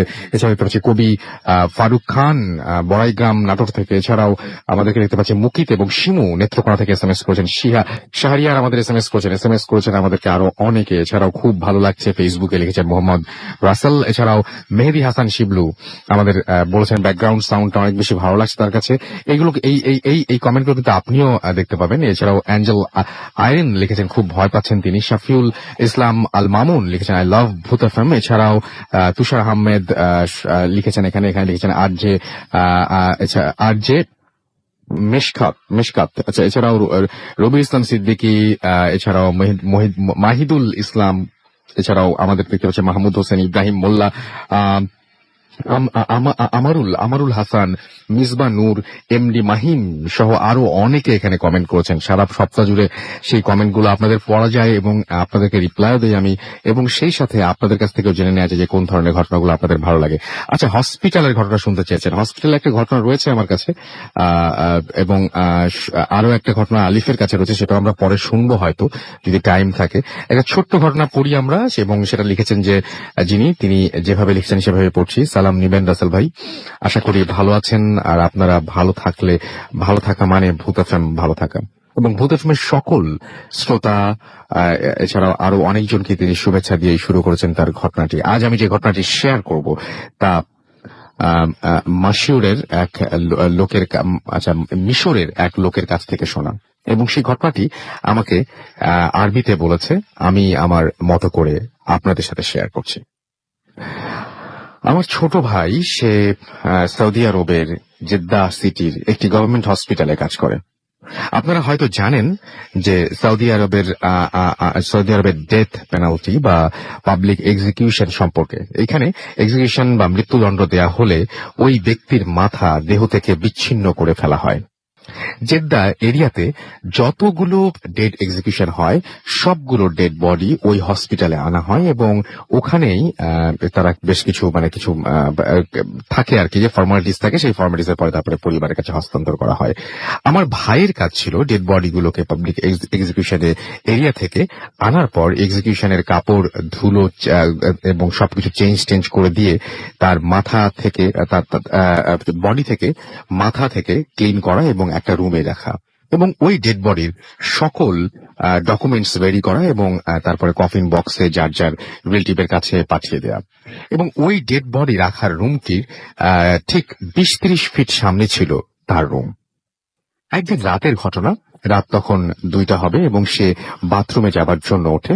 বাথরুম থেকে বের হয়ে সে কিছু শব্দ শুনতে পায়। শব্দটা ঠিক ওই ডেড বডি রাখার রুমের দিকে থেকে আসছিল, এবং ডেড বডি রাখার রুমের একটা পেছনের দিকে একটা জানালা আছে, সেই জানালাটা দেখা যেত, এবং সেই জানালা থেকে সে দেখতে গেল যে কি হচ্ছে, এবং সে ওই খোঁজ খবর নিতে গেল আর কি, এবং সে দেখতে পায় জানালার দিকে তাকিয়ে যে ঠিক ডেড বডি রাখার রুমের দরজার সামনে 3-4 জন লোক দরজা ভাঙার চেষ্টা করছে, এবং লোকগুলোর শরীরের গঠন দেখতে সাধারণ মানুষের মতো ছিল না। শরীরের রং ছিল একদম কালো, এবং তাদের হাইট ছিল প্রায় 8-9 ফিটের মতো, এবং লম্বা শরীরে কোনো কাপড় ছিল না। এরপর সে সাহস করে জানালা থেকে চিৎকার করে উঠল, এবং চিৎকার করার সাথে সাথে ওই লোকগুলো তার জানালার দিকে ফিরে থেকেই সে দেখতে পায় যে এবং ওদের মুখে মানে ফিরে তাকায় আর কি, যখন শব্দটা করলো, চিৎকার করলো, এবং সঙ্গে সঙ্গে ওই লোকগুলো জানালার দিকে ফিরে তাকালো এবং সে দেখলো যে তাদের মুখে কোনো ধরনের কোনো চামড়া নাই। তার মানে চামড়া যদি তুলে ফেলি আমরা শুধু মাংস দেখতে পারবো, রাইট? সেরকমই ছিল এবং সেরকমই, এবং পরের এবং সে সঙ্গে সঙ্গে এটা দেখার পরে সে তার আর মানে কি বলবো, সে সেখানে আর স্থির ছিল না, সে সঙ্গে সঙ্গে সেন্সলেস হয়ে যায়। এবং পরের দিন সকালে কাজে আসতে দেরি হওয়াতে হসপিটাল থেকে লোক আসে এবং রুমের ভেতর থেকে কোনো সারা শব্দ না পেয়ে সবাই দরজা ভেঙে রুম থেকে তাকে বের করে। পরে সে শুনতে পায় যখন তাকে রুম থেকে বের করা হয় তখন তার সমস্ত শরীরে আঠালো জাতীয় কোনো কিছু একটা লাগা ছিল, এবং এরপর সে ওই রুম থেকে অন্য একটা প্লেসে শিফট হয়ে যায়। এবং এই ব্যাপারটা অদ্ভুত ব্যাপার যে লাশটা সে রেগুলারই এরকম ধরনের কাজ করছে। আলিফ যেরকম একটু আগে বলছিল একজন কবর খোঁড়েন এবং প্রতিদিনই তিনি তাকে এই কাজটাই করতে হয়, হঠাৎ করে একদিন তার সাথে এই ঘটনাটা ঘটে যায় এবং তার আগে পর্যন্ত তিনি কিন্তু ভয় পেতেন না, তারপর থেকে ভয় পান। এই ভদ্রলোক রেগুলার এই লাশ নিয়েই তার কাজ এবং লাশটাকে গুছিয়ে কফিনে ওঠা পর্যন্ত তৈরি করে তারপরে সেটা পরিবারের কাছে হস্তান্তর করার কাজ তার। এবং হঠাৎ করে একদিন ঘটেছে এরকম দুর্ঘটনা, দেখতে পায় যে সেই লাশটির জন্য কেউ বা কারা বা কিছু মানুষ জানালার বাইরে দাঁড়িয়েছে, সেটা অস্বাভাবিক দেখতে। এবং যখন তাকে উদ্ধার করা হয় তখন দেখা যায় তার সমস্ত শরীরে আঠালো জাতীয় পদার্থ। এবং এটা আমাদের লিখেছেন মোহাম্মদ হানিফ, দোহা, কাতার থেকে। এবং আপনাকে অনেক ধন্যবাদ হানিফ আপনার এই ঘটনার জন্য, এবং আশা করছি আপনাদের অনেক বেশি ভালো লেগেছে। বলি আরো একবার, আমাদের যদি SMS করতে চান মোবাইলের মেসেজ অপশনে গিয়ে টাইপ করুন ফুর্তি, FORTI ফুর্তি, স্পেস দিয়ে লিখুন আপনার নাম, স্পেস দিয়ে আপনার মেসেজ পাঠিয়ে দিন 9840 নাম্বারে। যদি আমাদের ইমেইল করতে চান আমাদের ইমেল অ্যাড্রেস হচ্ছে bhutfm@radiofurti.fm, which is BHWTFM@radioforti.fm। আপনার নাম, ঠিকানা এবং ফোন নাম্বার সহ আপনার জীবনে ঘটে যাওয়া সেরা ঘটনাগুলো লিখে পাঠিয়ে দিন আমাদের কাছে, বা আপনার জানা সেরা ঘটনাগুলো লিখে পাঠিয়ে দিন আমাদের কাছে। ঘটনার শুরুতে অবশ্যই উল্লেখ করবেন এই ঘটনাগুলো আপনি মানে এখানে স্টুডিওতে সরাসরি এসে শেয়ার করতে চান, নাকি আপনি চান যে আপনার ঘটনা আমরা পড়ে শোনাবো। আমাদের ফেসবুক পেজের অ্যাড্রেস হচ্ছে www.facebook.com/radio.furti, www.facebook.com/bhutfm.russell। আর কোনো কথা না বলে আমাকে ছোট্ট বিরতি যাচ্ছি এবং বিরতির পরে আবারও ফিরে আসছি নতুন অতিথি এবং ডক্টর আলিফ থাকবেন তখন আবারও। সো আমাদের সঙ্গে থাকুন, স্টে টিউনড টু রেডিও ফুর্তি এন্ড ডোন্ট স্টপ দ্য ফুর্তি। Tonight comes alive with Ramin Thorn.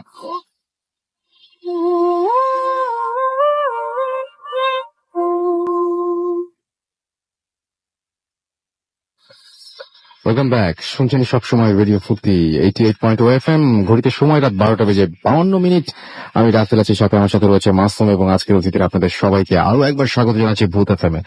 এবং বুঝতেই পারছি আপনারা অনেক এনজয় করছেন আমাদের এখানে, যে মানে আমরা দেখতে পাচ্ছি কারা অনলাইনে শুনছেন, কারা ফেসবুকে লিখছেন, সবকিছু দেখে মনে হচ্ছে যে আপনারা অনেক এনজয় করছেন এবং আপনাদের SMS পড়তে ইচ্ছা করছে, অনেক পোস্ট পড়তে ইচ্ছা করছে, কিন্তু গল্প আছে অনেক। সুতরাং দেখা যাক কি হয়। সাকিব আমাদের SMS করছেন, জাকির আমাদের SMS করছেন প্রীতম, এছাড়াও MD আকাশ আমাদের SMS করছেন ডোন্ট স্টপ দ্য ফুর্তি। ওকে, আমাদেরকে এছাড়াও দেখতে পাচ্ছি শুভ SMS করছেন তাঁতিবাজার থেকে, আমাদেরকে SMS করছেন ইয়াসিন, SMS করছেন মিলন খুলনা থেকে, ফয়সাল আমাদের SMS করছেন, অভি আমাদের SMS করছেন আমাদের মাজেদ, শাহিন আমাদের SMS করছেন গাজীপুর থেকে, এছাড়াও মুহিম আমাদের SMS করছেন আনাম বংশাল থেকে SMS করেছেন, MK নিলয়, মাহি। আজকের স্টোরিগুলো সবাই অনেক প্রশংসা করছেন আপনারা সবাই, এবং দেখতে পাচ্ছি সেটা আমি ফেসবুকে এবং আমাদের SMS এর প্যানেলে, এবং এছাড়াও দেখতে পাচ্ছি যারা আমাদেরকে ফেসবুকে জানাচ্ছেন তারাও জানাচ্ছেন, অনেক প্রশংসা করছেন। আপনাদের প্রশংসা পেয়ে সত্যি আমরা অনেক উৎসাহিত হয়ে যাই আরো ভালো কাজ করার, এটা একটা বিরাট প্রেরণা। যাই হোক, আমরা ঘটনায় চলে যাই। আপনারাও একটু জানান যে কি মানে ঘটনা কেমন লাগছে, সেটা তো জানাচ্ছিনি। কোন ঘটনাগুলো বেশি ভালো লাগছে, কোন দুটো ঘটনা, তিনটা ঘটনা হয়েছে এখন পর্যন্ত, এবং বেশ লম্বা লম্বা ঘটনা ছিল কিন্তু, যার জন্য অনেকগুলো সময়ও পার হয়ে গেছে। আমরা যাচ্ছি আমাদের পরবর্তী অতিথির কাছে। নতুন একজন অতিথি আমাদের সাথে জয়েন করেছেন। আপনার নামটা প্লিজ একটু বলবেন এবং আপনি কোথা থেকে এসেছেন যদি আমাদের সবাইকে একটু বলতেন। হ্যালো লিসনার, আমি নাহিদ ইসলাম মনিকা, এসেছি যাত্রাবাড়ি থেকে। জব করছি গ্রামীণ ফোনে, দীর্ঘ 10 বছর যাবত আছি গ্রামীণ ফোনে অফিসে। ওকে, শুনি আপনার ঘটনা। আমার ঘটনাটি মূলত আমার নানা বাড়ির একটা ঘটনা, তা 1950 সালের দিকে ঘটনা। তো ঘটনাটি ঘটে পটুয়াখালী জেলার খেপুপাড়া শহরে। আচ্ছা। তো প্রায় 65 সাল আগের ঘটনা। তো আমার এই ঘটনাটি আমার মা মুখ থেকে ছোটবেলায় বেশ অনেকবার আমি শুনেছি, আর যতবারই আমি শুনেছি আমি খুব আবেগপ্রত হয়ে পড়েছিলাম। সো এরপরে সিদ্ধান্ত নিলাম যে ভূত ফ্রেমের লিসনারদের সঙ্গে ঘটনাটি হয়তো শেয়ার করার মতো। সো থ্যাংক ইউ রাসেল ভাই আপনাকে। Thank you so much. আমি কথা বলছি আপনার হাজবেন্ডের সাথে, উনিও আজকে আছেন। হ্যাঁ, রাইট, শেয়ার ভালো লাগছে যে এই ধরনের একটা ঘটনা আমার মনে হয় যে লিসনারদের শুনলে আজকে বোধহয় ভালো লাগবে। ওকে। তো আমার নানার নাম আবুল হোসেন। উনি খেপুপাড়া শহরে ওই সময় আমাদের একটা বিখ্যাত রাইস মিল ছিল, তো সেখানে উনি ম্যানেজার ছিলেন কর্মরত অবস্থায়। ওনারই অ্যাসিস্ট্যান্ট ম্যানেজার ছিলেন মতিবাবু। তো দুজনে একই রাইস মিলে কর্মরত থাকা অবস্থায় তারা পাশাপাশি দুটো কোয়ার্টারে থাকা সুযোগও পেয়েছিলেন। তো সেই ক্ষেত্রে মতিবাবুর যে দ্বিতীয় মেয়ে ভারতী এবং আমার মার নাম খুকি, তাদের মধ্যে একটা প্রগাঢ় বন্ধুত্ব গড়ে ওঠে। এবং দুই ফ্যামিলির মধ্যে এমন একটা আসা যাওয়া ছিল যে কোন রকমের কোনো অনুষ্ঠান আদি কোনো কিছু তারা মানে বাদ দিত না, এবং এমন ভাবে মিশে গিয়েছিল যে বাড়ি থেকে দেখে বোঝারও উপায় ছিল না যে একজনের হিন্দু ফ্যামিলি আর একজনের মুসলমান ফ্যামিলি। তো আজকের ঘটনাটি মূলত ভারতী আন্টির ফ্যামিলিকে নিয়ে, অর্থাৎ মতিবাবুর ফ্যামিলিকে নিয়ে। তো আমি মূল ঘটনায় চলে যাচ্ছি। প্লিজ। মতিবাবুর ফ্যামিলিতে তাদের ফ্যামিলি মেম্বার ছিল টোটাল 8 জন। তার মা, তাদের হাজবেন্ড ওয়াইফ এবং তার 5 সন্তান। এই 5 সন্তানের মধ্যে পঞ্চম সন্তানের নাম হচ্ছে তমাল। ভারতী আন্টির এই পঞ্চম যে ভাই তমালের জন্মের সময় তার মা মারা যায় এবং সমস্ত পরিবারটি শোকের ছায়া নেমে আসে পরিবারে। তমালের দাদি বুঝতে পারে না যে ছোট একটা বাচ্চা, তাকে কিভাবে সে মা হারা সন্তান তাকে সে সামাল দিবে বা তাকে বাঁচিয়ে রাখবেন। সাথে সাথে তার মতিবাবু, তারপর তার অন্যান্য নাতিরা, তাদেরকে নিয়ে খুব সে চিন্তিত হয়ে পড়ে। পরবর্তীতে যেটা দেখা যায় যে সবাই শোকটা কাটিয়ে ওঠার চেষ্টা করে এবং ভারতী আন্টির যে মা, তার মৃত্যুর পরে তার যে শেষকৃত্য, তাকে তাদের হিন্দু শাস্ত্র অনুযায়ী তার দাফন কার্য সবকিছুই তারা ঠিকভাবে পালন করে এবং মোটামুটি ভাবে তারা শোকটা কাটিয়ে ওঠে, সামনে চলার চেষ্টা করে। তমালের দাদি তমালকে যথেষ্ট লালন পালন করে দায়িত্ব নিয়ে এসে তাকে লালন পালন শুরু করলো। সবকিছু স্বাভাবিকভাবে চলছিল। হঠাৎ করে নতুন একটি ঘটনার জন্ম হলো ঠিক ভারতী আন্টির মার মৃত্যুর 2 মাস পর থেকে। মতিবাবু কর্মক্ষেত্র প্রয়োজনে তাকে প্রায় একটু রাত করে বাড়িতে ফিরতে হতো, প্রায় 7টা-8টা। তো রাসেল ভাই, যেহেতু গ্রামের ব্যাপার, ওই সময় রাস্তাঘাট গুলো 7টা-8টা মানে কিন্তু অনেক রাত। তো প্রায় তাকে বাড়ি থেকে অনেক রাত আসলে। হ্যাঁ, তো তাকে যেটা করতে হতো, বাড়ি থেকে তিনি একাই প্রায় বাসায় ফিরতেন। তো বাড়ি ফেরার পথে কালো একটা কাঠের কালভার্ট ছিল, ওই কালো কালভার্টটা কাঠের পার হয়ে তাকে তার বাড়িতে যেতে হতো এবং কালো কালভার্টের পাশেই বড় একটা পুরনো তাল গাছ ছিল।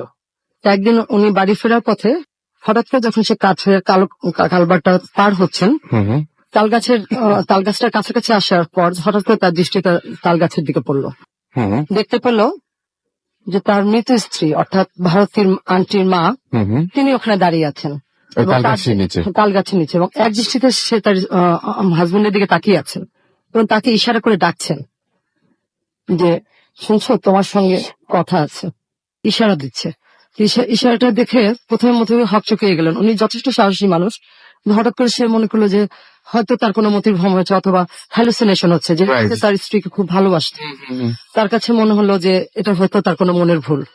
সে আর তার স্ত্রীকে দেখেও তা না দেখার ভান করে সে ওই দিনের মতো সে বাড়িতে চলে গেল এবং বাড়ি থেকে কাউকে কিছু বললেন না। তো ঘটনা পর্যায়ে পর 4-5 দিন তার সঙ্গে এই একই ঘটনা পুনরাবৃত্তি ঘটলো এবং পুনরাবৃত্তি ঘটার কারণে সে তখন রিয়েলাইজ করলো যে না, এটা তার কোনো হ্যালুসিনেশন না, সে সত্যি সত্যি তার স্ত্রীকে দেখতে পাচ্ছেন।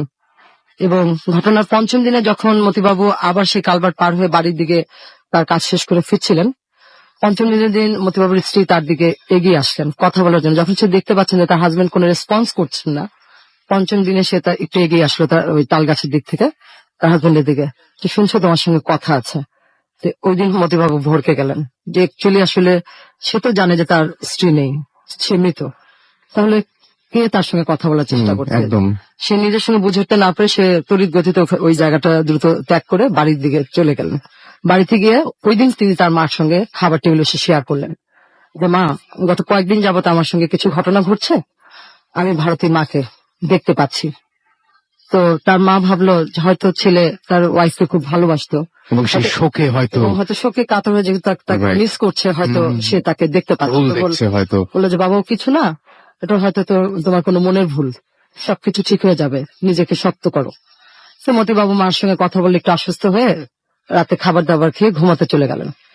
যখন সে ঘুমিয়ে পড়লো প্রায় গভীর রাত 2:30-3টার দিকে, হঠাৎ করে সে মানে জেগে উঠলো পরবর্তীতে, কিন্তু তার আগ মুহূর্তে সে একটা স্বপ্ন দেখছিল। স্বপ্নে দেখতে পেলো যে তার ওয়াইফ তার সঙ্গে দেখা করতে আসছে এবং দেখা করতে এসে তাকে বলছে যে গো, শুনছো, তোমাকে এত ডাকলাম তুমি শুনলে না, আমার তো একা থাকতে খুব কষ্ট হচ্ছে, আমি আমার তমালকে নিয়ে যেতে এসেছি, তুমি আমার তমালটা আমাকে দিয়ে দাও। এই কথাটা শুনে মতিবাবু ঘুমের মধ্যে মানে স্বপ্নের মধ্যেই তার চিৎকার করে উঠলো যে এটা তুমি কি বলছো, তুমি তো বেঁচে নেই, আমি কিভাবে তোমার হাতে তমালকে তুলে দিব, তুমি চলে যাও এখান থেকে।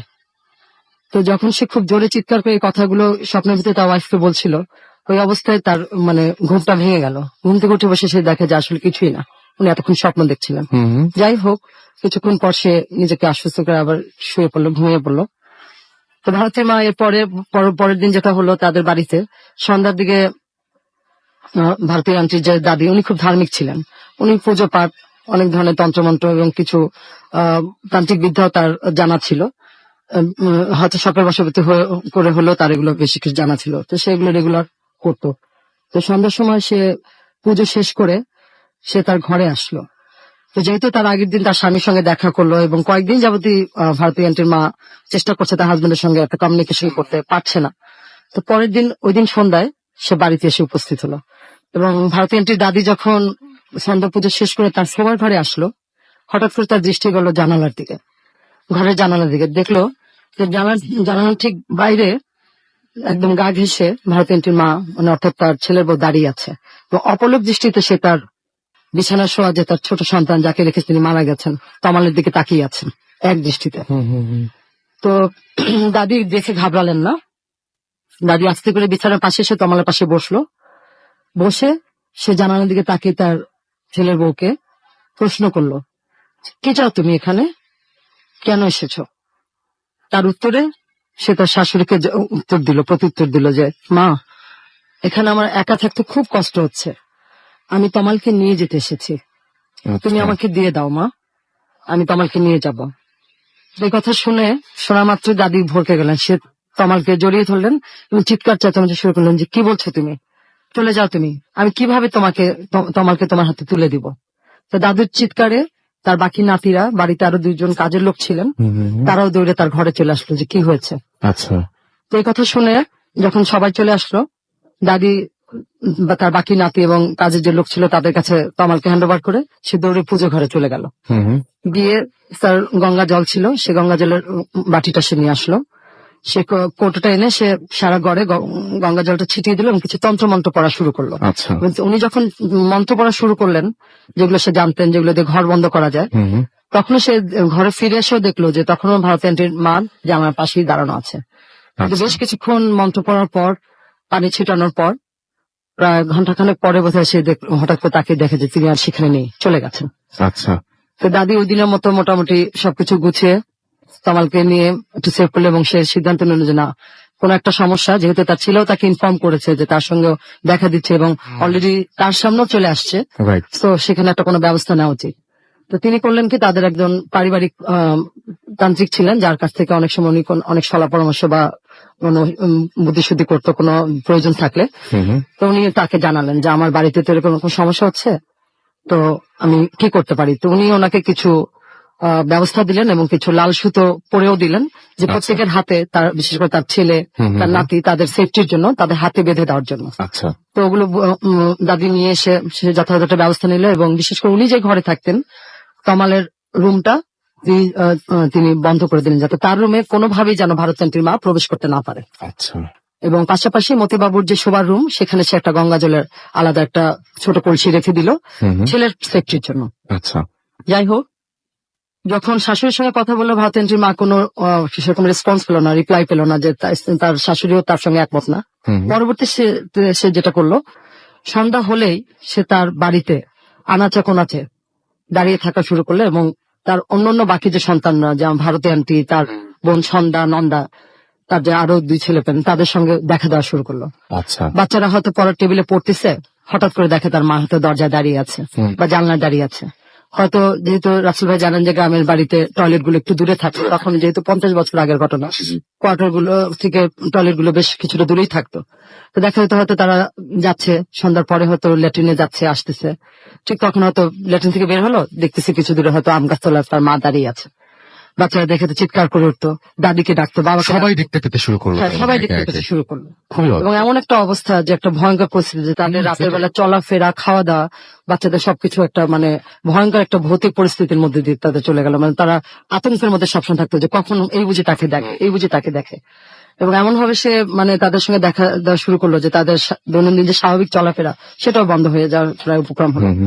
আমার মা তার বান্ধবীর সঙ্গে এতই অ্যাটাচ ছিল যে দিনের প্রায় অনেকটা অংশই, প্রায় মানে অর্ধেকটা সময় দেখা যেত তারা একসঙ্গে স্পেন্ড করতো। কিন্তু এই ঘটনার পরিপ্রেক্ষিতে আমার মারও ওই বাড়িতে যাওয়াটা বেশ অনেকটা সময় বন্ধ হয়ে গেল। আমার নানি তাকে যেতে দিত না, যে কখন কি ঘটে, কখন কি হয়ে যায় এই ভয়ে।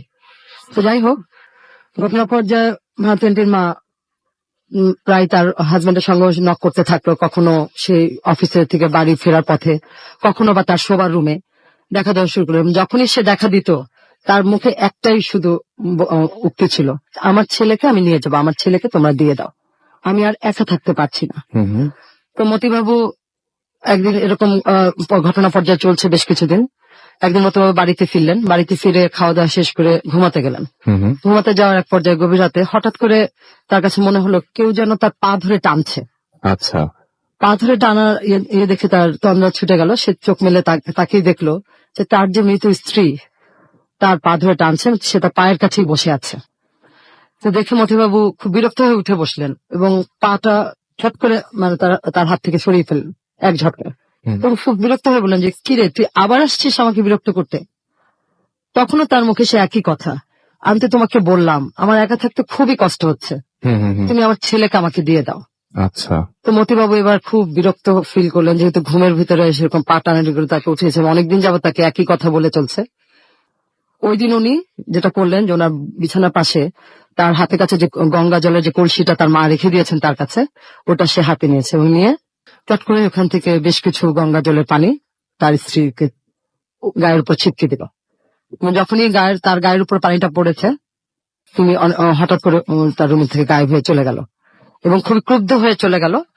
এবং পরের দিন সে এরপরে যেটা করলো, পরের দিন সন্ধ্যাবেলায় যখন ভারতী আন্টির দাদি পূজা টুজা শেষ করে তার রুমে বসেছিলেন, ওই সময় তার সঙ্গে হঠাৎ করে আবার ভারতী আন্টির মা আবার দেখা দিলেন।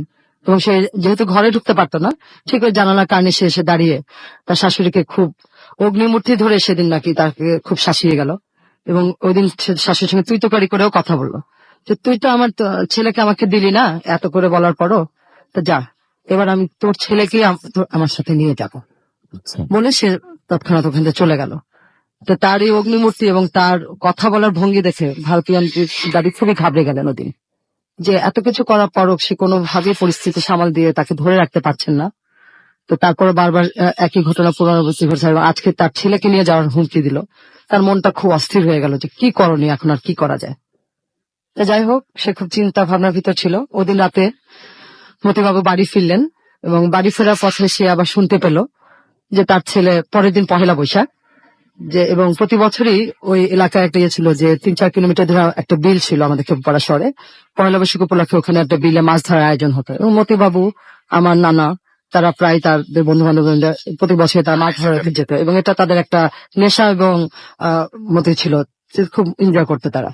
তো যাই হোক, ওই দিন রাতে এসে তার মাকে জানালো যে মা, কাল তো পহেলা বৈশাখ, আমি মাছ ধরতে যাব। ওই কথা শুনে সে তার ছেলেকে বলল, বাবা কাল তুই বাড়ি থেকে বের হোস না, আমার মনটা খুব অস্থির হয়ে আছে, আমার মনটা খুব খারাপ। তারপর সন্ধ্যার সময় যে ঘটনা ঘটে গেল, ভারতী আন্টির মা যে আসছিল, সে যে বলে গেছে যে অগ্নিমূর্তি ধরে তাকে যে শাসিয়ে গেছে, সে কথাটা সে তার ছেলেকে জানালো যে বাবা তুই বের হোস না, আমার মনটা ভালো নেই। তো মতিবাবু কথাটা হেসে উড়িয়ে দিল, বললো মা তুমি ভয় পেয়েছো, ও কিছু না, ও আমাকে খুব ভালোবাসে, ও আমার কোনো ক্ষতি করতেই পারে না, ক্ষতি করবে না। আচ্ছা। যাই হোক, তো মতিবাবু পরের দিন মাছ ধরার জন্য তৈরি হলেন, বাসা থেকে সকালে বের হবেন, সবকিছু গুজগাছ চলে যাবেন। তো তার মা তখনও আরেকবার শেষবার তার ছেলেকে বোঝানোর চেষ্টা করলো যাতে সে বাসা থেকে কোনোভাবেই বের না হয়, কারণ সে খুবই অস্থিরতা বলছিল এবং তার মন বলছিল যে কোনো একটা সমস্যা হয়তো তৈরি হবে বা তার ছেলেকে হয়তো তার ছেলে বড় রকমের কোনো ক্ষতির সম্মুখীন হয়ে যাবেন। এবং পরবর্তী সে যখন বুঝতে পারলো যে না তার ছেলেকে কোনোভাবেই তার পক্ষে আটকানো সম্ভব হচ্ছে না, সে তখন লাল সুতোটা তার ছেলের দিকে বাড়িয়ে দিল যে বাবা অন্তপক্ষে তুই এটা হাতে বেঁধে যা আমার মুখের দিকে তাকিয়ে। কিন্তু মধুবাবু সেই কথাটা উপেক্ষা করলাম, খুব বিরক্ত বোধ করলো মার এই আবদার শুনে।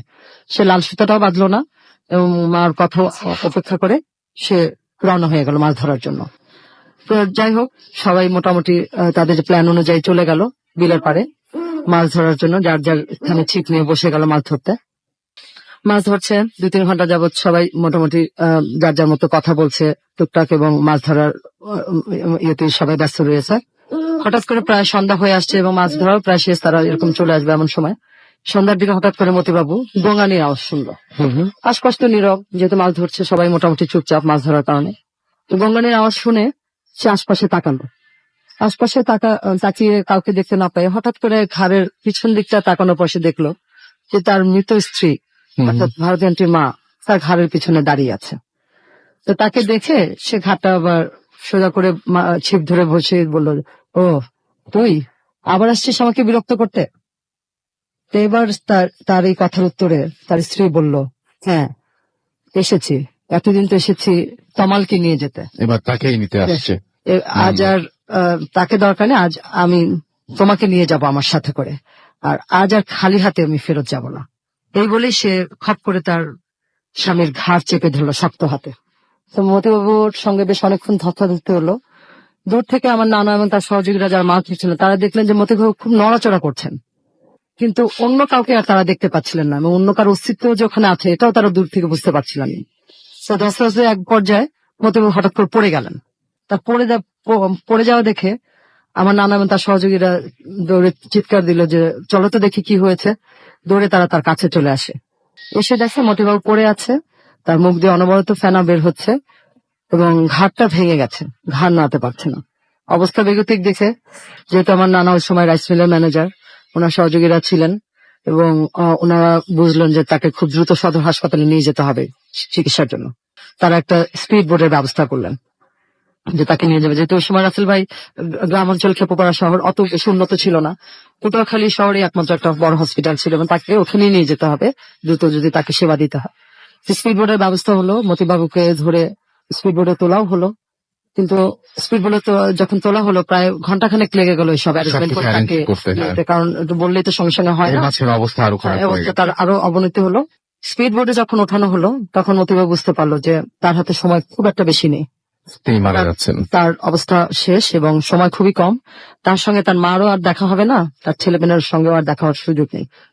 তার অবস্থা সে বুঝতে পেরে তখন সে স্পিড বোটে থাকা আমার নানা এবং তার যে সহযোগীরা ছিল তাদেরকে জানালো যে তার মৃত্যুর জন্য আসলে আর কেউ দায়ী নয়, তার মৃত্যুর জন্য তার স্ত্রী অর্থাৎ ভারতী আন্টির মাই দায়ী, এবং তার মার কথা না শোনার কারণে আসছে যে তার এই করুণ পরিণতি, সে কারণে সে আমার নানার কাছে বলে গেছিল, তার মার কাছে ক্ষমা প্রার্থনা করেছিল সে। তো অবশেষে সবার শত চেষ্টা করার পরও স্পিড বোটে নেওয়ার পথে মতিবাবু হসপিটাল পর্যন্ত যাওয়া সম্ভব হয়নি, তার ভাগ্যে আর হয়নি নিয়ে যাওয়া। তো শেষ পর্যন্ত তার লাশ নিয়ে আমার নানা এবং তার সহযোগীরা বাড়িতে ফিরলেন। বাড়িতে ফেরার পর ভারতী আন্টির দাদি তার ছেলের লাশ দেখে বারবার মূর্ছা যাচ্ছিলেন, যেটা কি হলো, আমার এত বলা সত্ত্বেও আমার ছেলেটা যদি আজকে কথা শুনতো যদি শুনতো তাহলে আজকে আমার ছেলেটাকে এমন করুণ পরিণতির শিকার হতে হতো না। যাই হোক, যা হওয়ার তো হয়ে গেল। পরবর্তীতে যেটা হলো মতিবাবুর শেষকৃত্য, দাফন কাজ, তার লাশ পোড়ানো এবং তার পরবর্তী যে অনুষ্ঠান, তারা সবকিছু মিলে আমার নানা তার সহযোগীরা মিলে কমপ্লিট করলো, যেহেতু পুরো বাড়িতে শোকের ছায়া, একদিকে মা হারানো, আরেকদিকে বাবা হারানোর শোক, ছেলে পেলা পাগলের মতো কান্নাকাটি করছে, দাদিও বারবার অজ্ঞান হয়ে যাচ্ছিল, যে কিছুতেই মেনে নিতে পারছিল না তার ছেলের এই পরিণতি।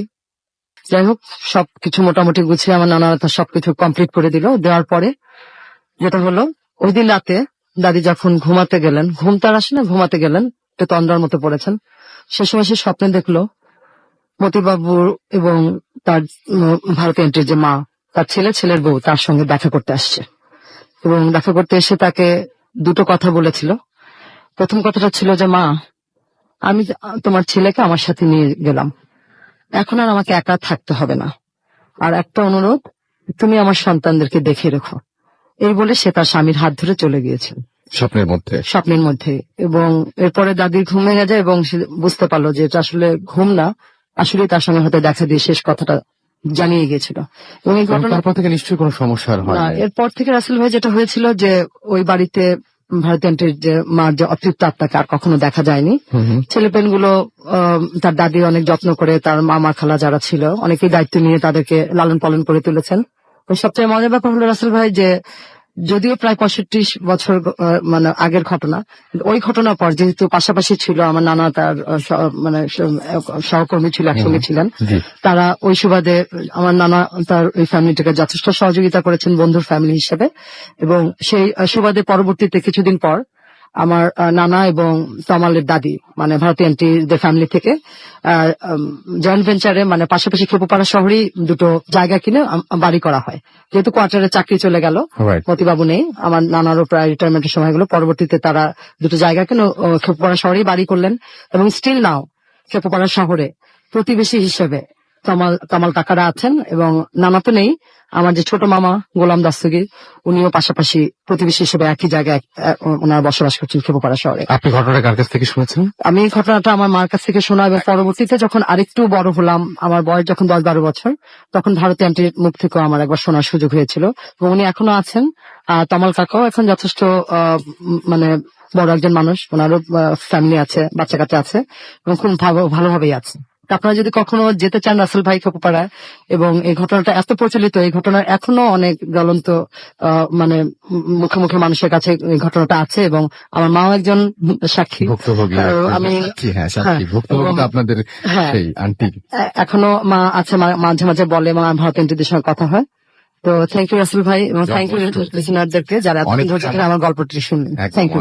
অনেক চমৎকার ভাবে বলেছেন আপনি। এবং সবচেয়ে বড় কথা, যারা আগ্রহী আছেন, আমি জানি যে ভূত এফএম যারা শুনছেন এই মুহূর্তে তারা অনেকেই আগ্রহী আছেন, অনেকেই এরকম ধরনের ঘটনা নিয়ে খোঁজ করতে পছন্দ করেন। তাদের জন্য তো খেপুপাড়ার অ্যাড্রেস উনি দিয়ে দিলেন, খুবই প্রচলিত। আমি জানি যে আপনাদের মধ্যে হয়তো কেউ না কেউ যাবেন, ঘটনাটা শুনে আসবেন, এবং আপনার যে অভিজ্ঞতা সেখানে গিয়ে হলো সেটা অবশ্যই আমাদের জানাবেন।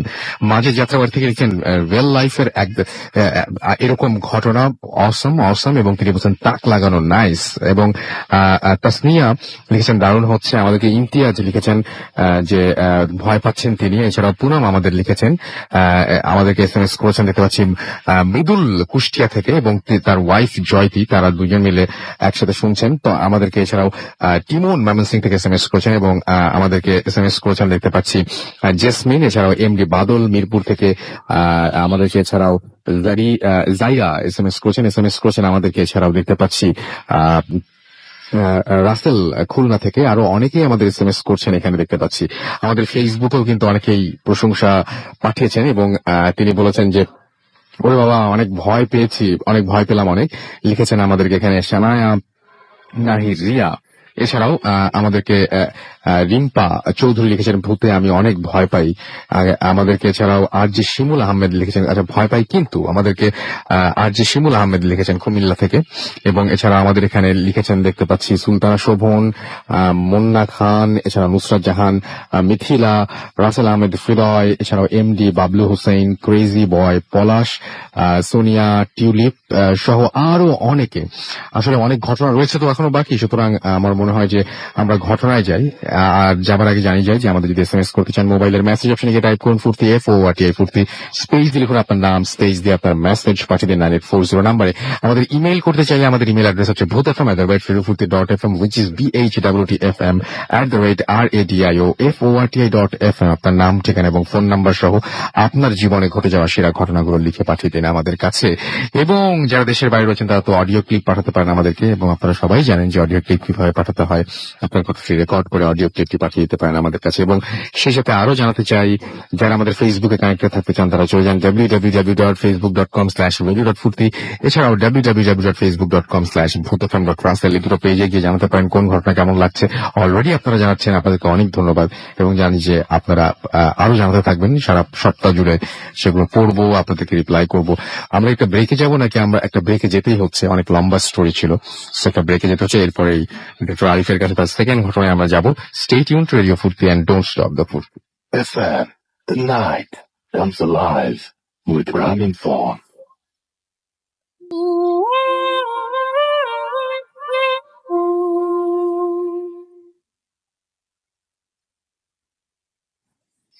Yes, the night comes alive with গ্রামীণ ফোন শুনছেন সবসময় রেডিও ফুর্তি। আমি রাসেল আছি, সাথে আমার সাথে রয়েছে মাসুম এবং আজকের অতিথিরা। এবং আজকে আসলে ঘটনা আরো বেশি আছে বলেই আমরা সরাসরি ঘটনাতেই চলে যাচ্ছি। আমাদের সঙ্গে এখন জয়েন করছেন ডক্টর আলিফ, এবং ডক্টর আলিফের কাছে আমরা পরবর্তী ঘটনায় যাব। আলিফ, পরবর্তী ঘটনাটা কোথায় ঘটেছিল, কিভাবে সংগ্রহ করেছিল? রাসেল ভাই, আমি ছোট্ট একটু থ্যাঙ্কস দিতে যাচ্ছি। আজকে যে আসছে আমার সাথে পাইনাডেল কলেজ থেকে আমার ফ্রেন্ড তানভীর। আমি তো কাউকে না কাউকে সবসময় সাথে নিয়ে আসি, জানি তো রাত্রেবেলা একা আসতে পারি না। তো তানভীরকে অনেক থ্যাঙ্কস, আজকে বসে বসে স্টুডিওতে পাশে শুনতেছে আমার ঘটনা। তো রাসেল ভাই, আমার যে ঘটনাটা সেটি ঢাকারই ঘটনা, একটি বাড়ির। তো মোমেন সিং থেকে আসা একটি লোক, নাম হচ্ছে আব্দুল আজিজ, যে আমার চেম্বারে আসে আর কি, আমার ক্লিনিকে চিকিৎসা নেবার জন্য। তো কোনো না কোনো কথায় আমি একটা পর্যায়ে তার কাছ থেকে এই ঘটনা বের করে ফেলি। অনেকক্ষণ কথাবার্তা বলে উনি আমার সাথে। তো এই ঘটনা ঘটে হচ্ছে 1984 সালে রাসেল ভাই। সে যখন ঢাকা এসে প্রথম আসে, তো আসার পরে ঢাকা থেকে ময়মনসিংহ যাওয়ার ব্যাক করার তার কাছে কোনো টাকা পয়সা ছিল না। তো চাচ্ছিল যে ওই দিন কিছু টাকা ইনকাম করে ময়মনসিংহে ব্যাক করবে। আচ্ছা। তো ধানমন্ডিতে তখন কাঁঠাল বাগান তো আপনারা সবাই চেনেন। তো কাঁঠাল বাগানের ওইদিকেই আশেপাশে গ্রিন রোডের দিকে তখন এত সুন্দর ছিল না। তো ওই জায়গায় দাঁড়িয়েছিল একটা দোকানে, পানের দোকানের সাথে দাঁড়িয়েছিল। তো এমন সময় একটা লোক তার কাছে আসলো, বললো যে আপনি কি কাজ খুঁজতেছেন? তখন তিনি বললো যে জি, আমি একটি কাজ খুঁজতেছি। বলে একটা বাড়ি আছে, বাড়ির কেয়ারটেকার লাগবে, আপনি কি হতে চান নাকি? আচ্ছা। তো তার কাছে জিনিসটা ফ্রুটফুল মনে হয় তখনই, যখন তিনি ওই বাড়ির কাছে যান। তো বললো যে হ্যাঁ, আমি বাড়িতে থাকতে পারবো। তো বাড়িটা সত্যি কথা বলতে কি, ওই বাড়ির মালিক ছিলেন ইউএসএ তে, ফুল ফ্যামিলি। তো বাড়িটা 3 তলা। তো তাকে পুরা বাড়ি দেখাশোনা করতে হবে, কারণ ওই যে লোকটা আসছে তার সাথে সাত্তার নাম, সেই সাত্তার বলছে যে আমি একা পারি না, আপনাকেও সাথে থাকতে হবে আর কি। আচ্ছা। তো কাজ ভাগ করে নেয়, এবং যেটি যথারীতি 1984 সালে কাজ ভাগ করে নেয় যে আমি উনি কখন রাতে দেবে কখন সকালে দেবে, তারা নিজেদের মধ্যে মিউচুয়াল করে নেয় আর কি। তো যেদিন ঘটনা ঘটে সেদিন ভর দুপুরে, তো তার দায়িত্ব ছিল যে 3 তলায় যে মালিকের বাড়িটা, মালিকের যে ফ্ল্যাটটা, সেটা পরিষ্কার করতে হবে। নিচতলা এবং দোতলা পুরোটাই খালি জায়গা, কোনো বাসাতে উনি আসার পরে কোনো মানুষকে থাকতেও দেখেননি, ওই বাসাতে কেমন মানুষ ভিজিট করতেও আসেনি, সত্যি কথা বলতে যেটা। তো দোতলা এবং 3 তলা পুরো খালি, নিচতলা এবং দোতলা। 3 তলাতে মালিকের আসবাবপত্র যা আছে সেগুলি প্রতি সপ্তাহে পরিষ্কার করতে হতো। আচ্ছা। তো ঘটনার দিন বলি, সেদিন ওই পাশে একটা ছেলে আছে, সেই ছেলেটা প্রতিদিনই এসে ওই বাড়ির 3 তলাটা পরিষ্কার করতো। তো সে প্রতিটা রুম দেখে দেখে পরিষ্কার করছে। তো ওই ফ্ল্যাটটি খুলে, দরজাটি খোলার পরে করিডোরের পাশে ড্রয়িং রুম থেকে একটা রুম পরেই যে রুমে ঘটনাটি তিনি কখনো দেখবেন বলে মনে করে নাই, তো সেটি দেখে ফেলেছেনি। তো ওই রুমের মধ্যে একটি হরিণ, আপনার দেয়ালের কাঠের একটি হরিণ দেয়ালে ঝুলানো ছিল। তো হরিণের কিছু ধারালো শিং, মোস্ট ইম্পর্টেন্ট কথা হচ্ছে শিং থেকে একটি মাথা ঝুলছিল। আচ্ছা। মাথা থেকে টপ টপ করে রক্ত পড়ছে, এবং একটি ট্যাপের মধ্যে টপ টপ করে যেরকম ভাবে রক্ত পানি পড়ে, ঠিক একই ভাবে রক্ত পড়ছে এই মাথা থেকে অনবরত। তো তিনি দৌড়ে ওই ছেলেটির কাছে যান এবং ছেলেটিকে রুমে নিয়ে আসেন, কিন্তু কিছু দেখেন না। ছেলেটিকেও কিছু বলে না যে সে কি দেখেছে। সে নিচে যায় এবং ওই দিন সন্ধ্যার সময় সাত্তারকে বিষয়টা শেয়ার করে। আচ্ছা। কিন্তু সাত্তার বিষয়টাকে তেমন গুরুত্ব না দিয়ে উঠে চলে যায়, 1 ফোঁটা গুরুত্ব দেয় না।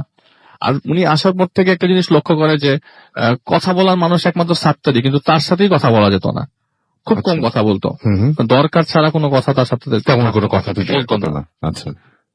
তো উনি দেখলো যে সাত্তার কোনো পাত্তা জানি, তিনি জিনিসটা সেরকম ভাবে নেন, উনি মনে করছে সাত্তার মানুষটা এরকম। আচ্ছা। নেক্সট উইক, পরের সপ্তাহে ঘটনাটি ঘটে যে উনি ছেলেটাকে উপরে পাঠায় দেয়, কারণ উনি একবার একটা জিনিস সম্মুখীন হয়েছে একটা ভয়ের।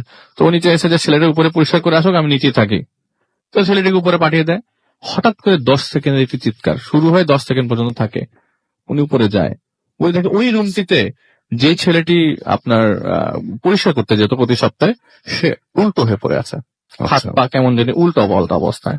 তো ওকে হসপিটালে নিয়ে যায় এবং জ্ঞান ফেরার পরে কোনো এর হাড্ডিটা ভাঙা অবস্থায় পায়, এবং উনি দেখে যে ছেলেটিকে জিজ্ঞেস করে তুই অজ্ঞান হয়ে গেছিলি কেন, কি হয়েছিল? ছেলেটা অনেকক্ষণ পরে বলে যে আমি যখন পরিষ্কার করতে রুমে ঢুকি তো সবার আগে শুরু করতে চাইছি ওই রুম থেকেই। তো সব রুম খোলার পরে দেখি যে আপনি একটি মানুষকে কোপাচ্ছেন। কে কোপাচ্ছে? এই আব্দুল আজিজ।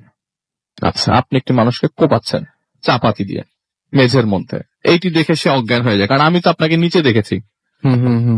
তো উনি জিনিসটা আগের ঘটনার সাথে মিল খুঁজে পায় এবং মোটামুটি সিদ্ধান্ত নিতে থাকে যে আমি আস্তে আস্তে এই বাসাটা ছেড়ে দিব। আচ্ছা, কিন্তু উনি যেতে পারছিল না, কোনো না কোনো ভাবে মন তাকে এই বাসায় তাকে আটকে রেখেছে। তো আপনার শীত এবং গরমের মাঝামাঝি পর্যায়ে আর কি, ওই দিন প্রচন্ড বৃষ্টি, সকাল 8টার দিকে পুরো আকাশ অন্ধকার। তো সে একজনের জন্য ওয়েট করছে ছাতা নিয়ে, গাড়ি পার্কিং যেখানে মানে পার্কিং যে করা গাড়ি যেখানে পার্কিং করা যায় সেই জায়গায় দাঁড়িয়ে আছে।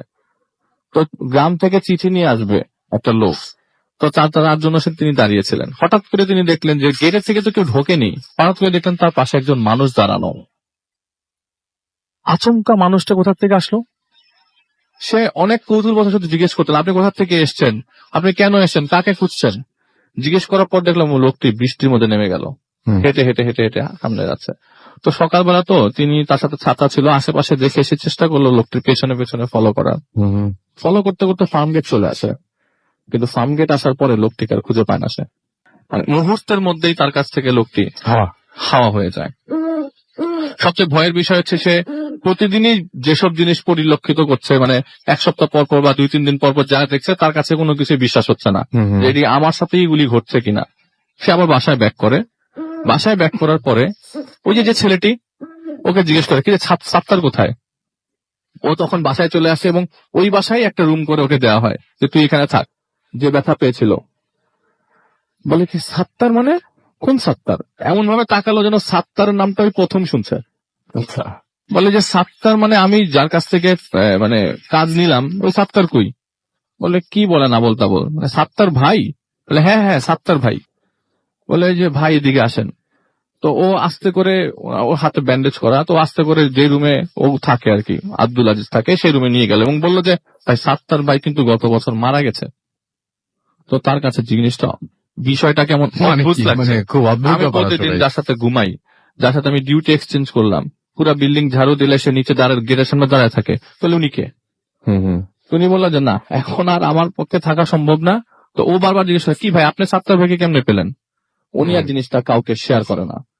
তো উনি এই জিনিসটা যাচাই করবার জন্য আশেপাশের লোকজন ঠিক পরের দিনই আশেপাশের লোকদেরকে গিয়ে জিজ্ঞেস করে এবং মানে ওনার সাথে যাদের পরিচয় মানে সখ্যতা গড়ে ওঠে তাদের সাথে জিজ্ঞেস করে যে ভাই আচ্ছা সাত্তার কেমনে মারা যায়?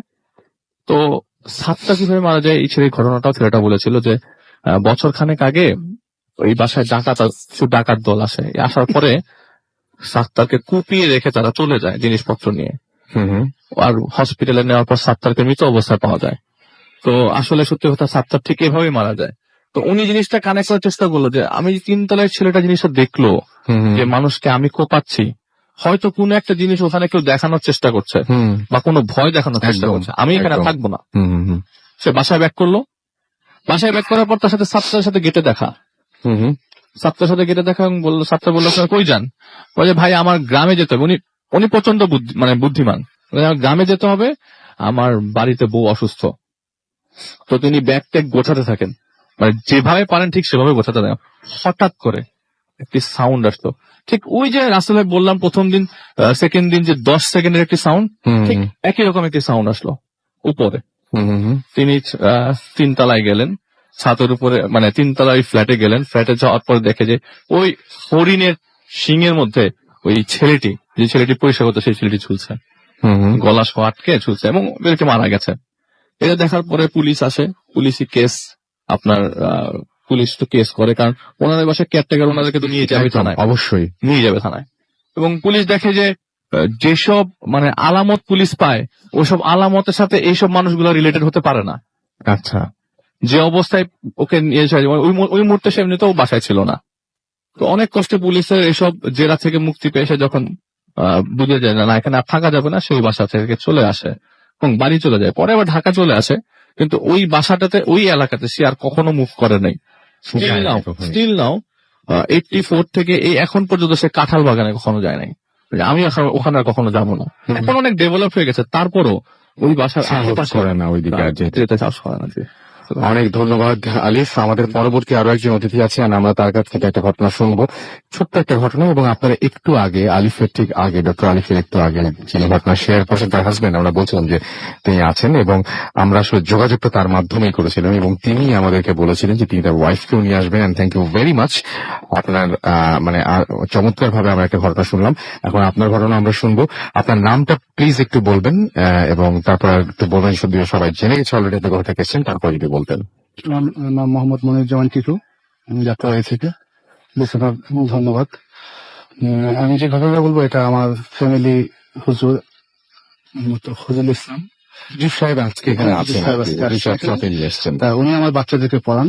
হঠাৎ করে উনি পড়াতে আসলেন না, তা আমি ফোন করে জানতে পারলাম যে ওনার বড় ভাই তহিদ সুলেমান মারা গেছেন, যার কারণে উনি গ্রামের বাড়িতে চলে যায়।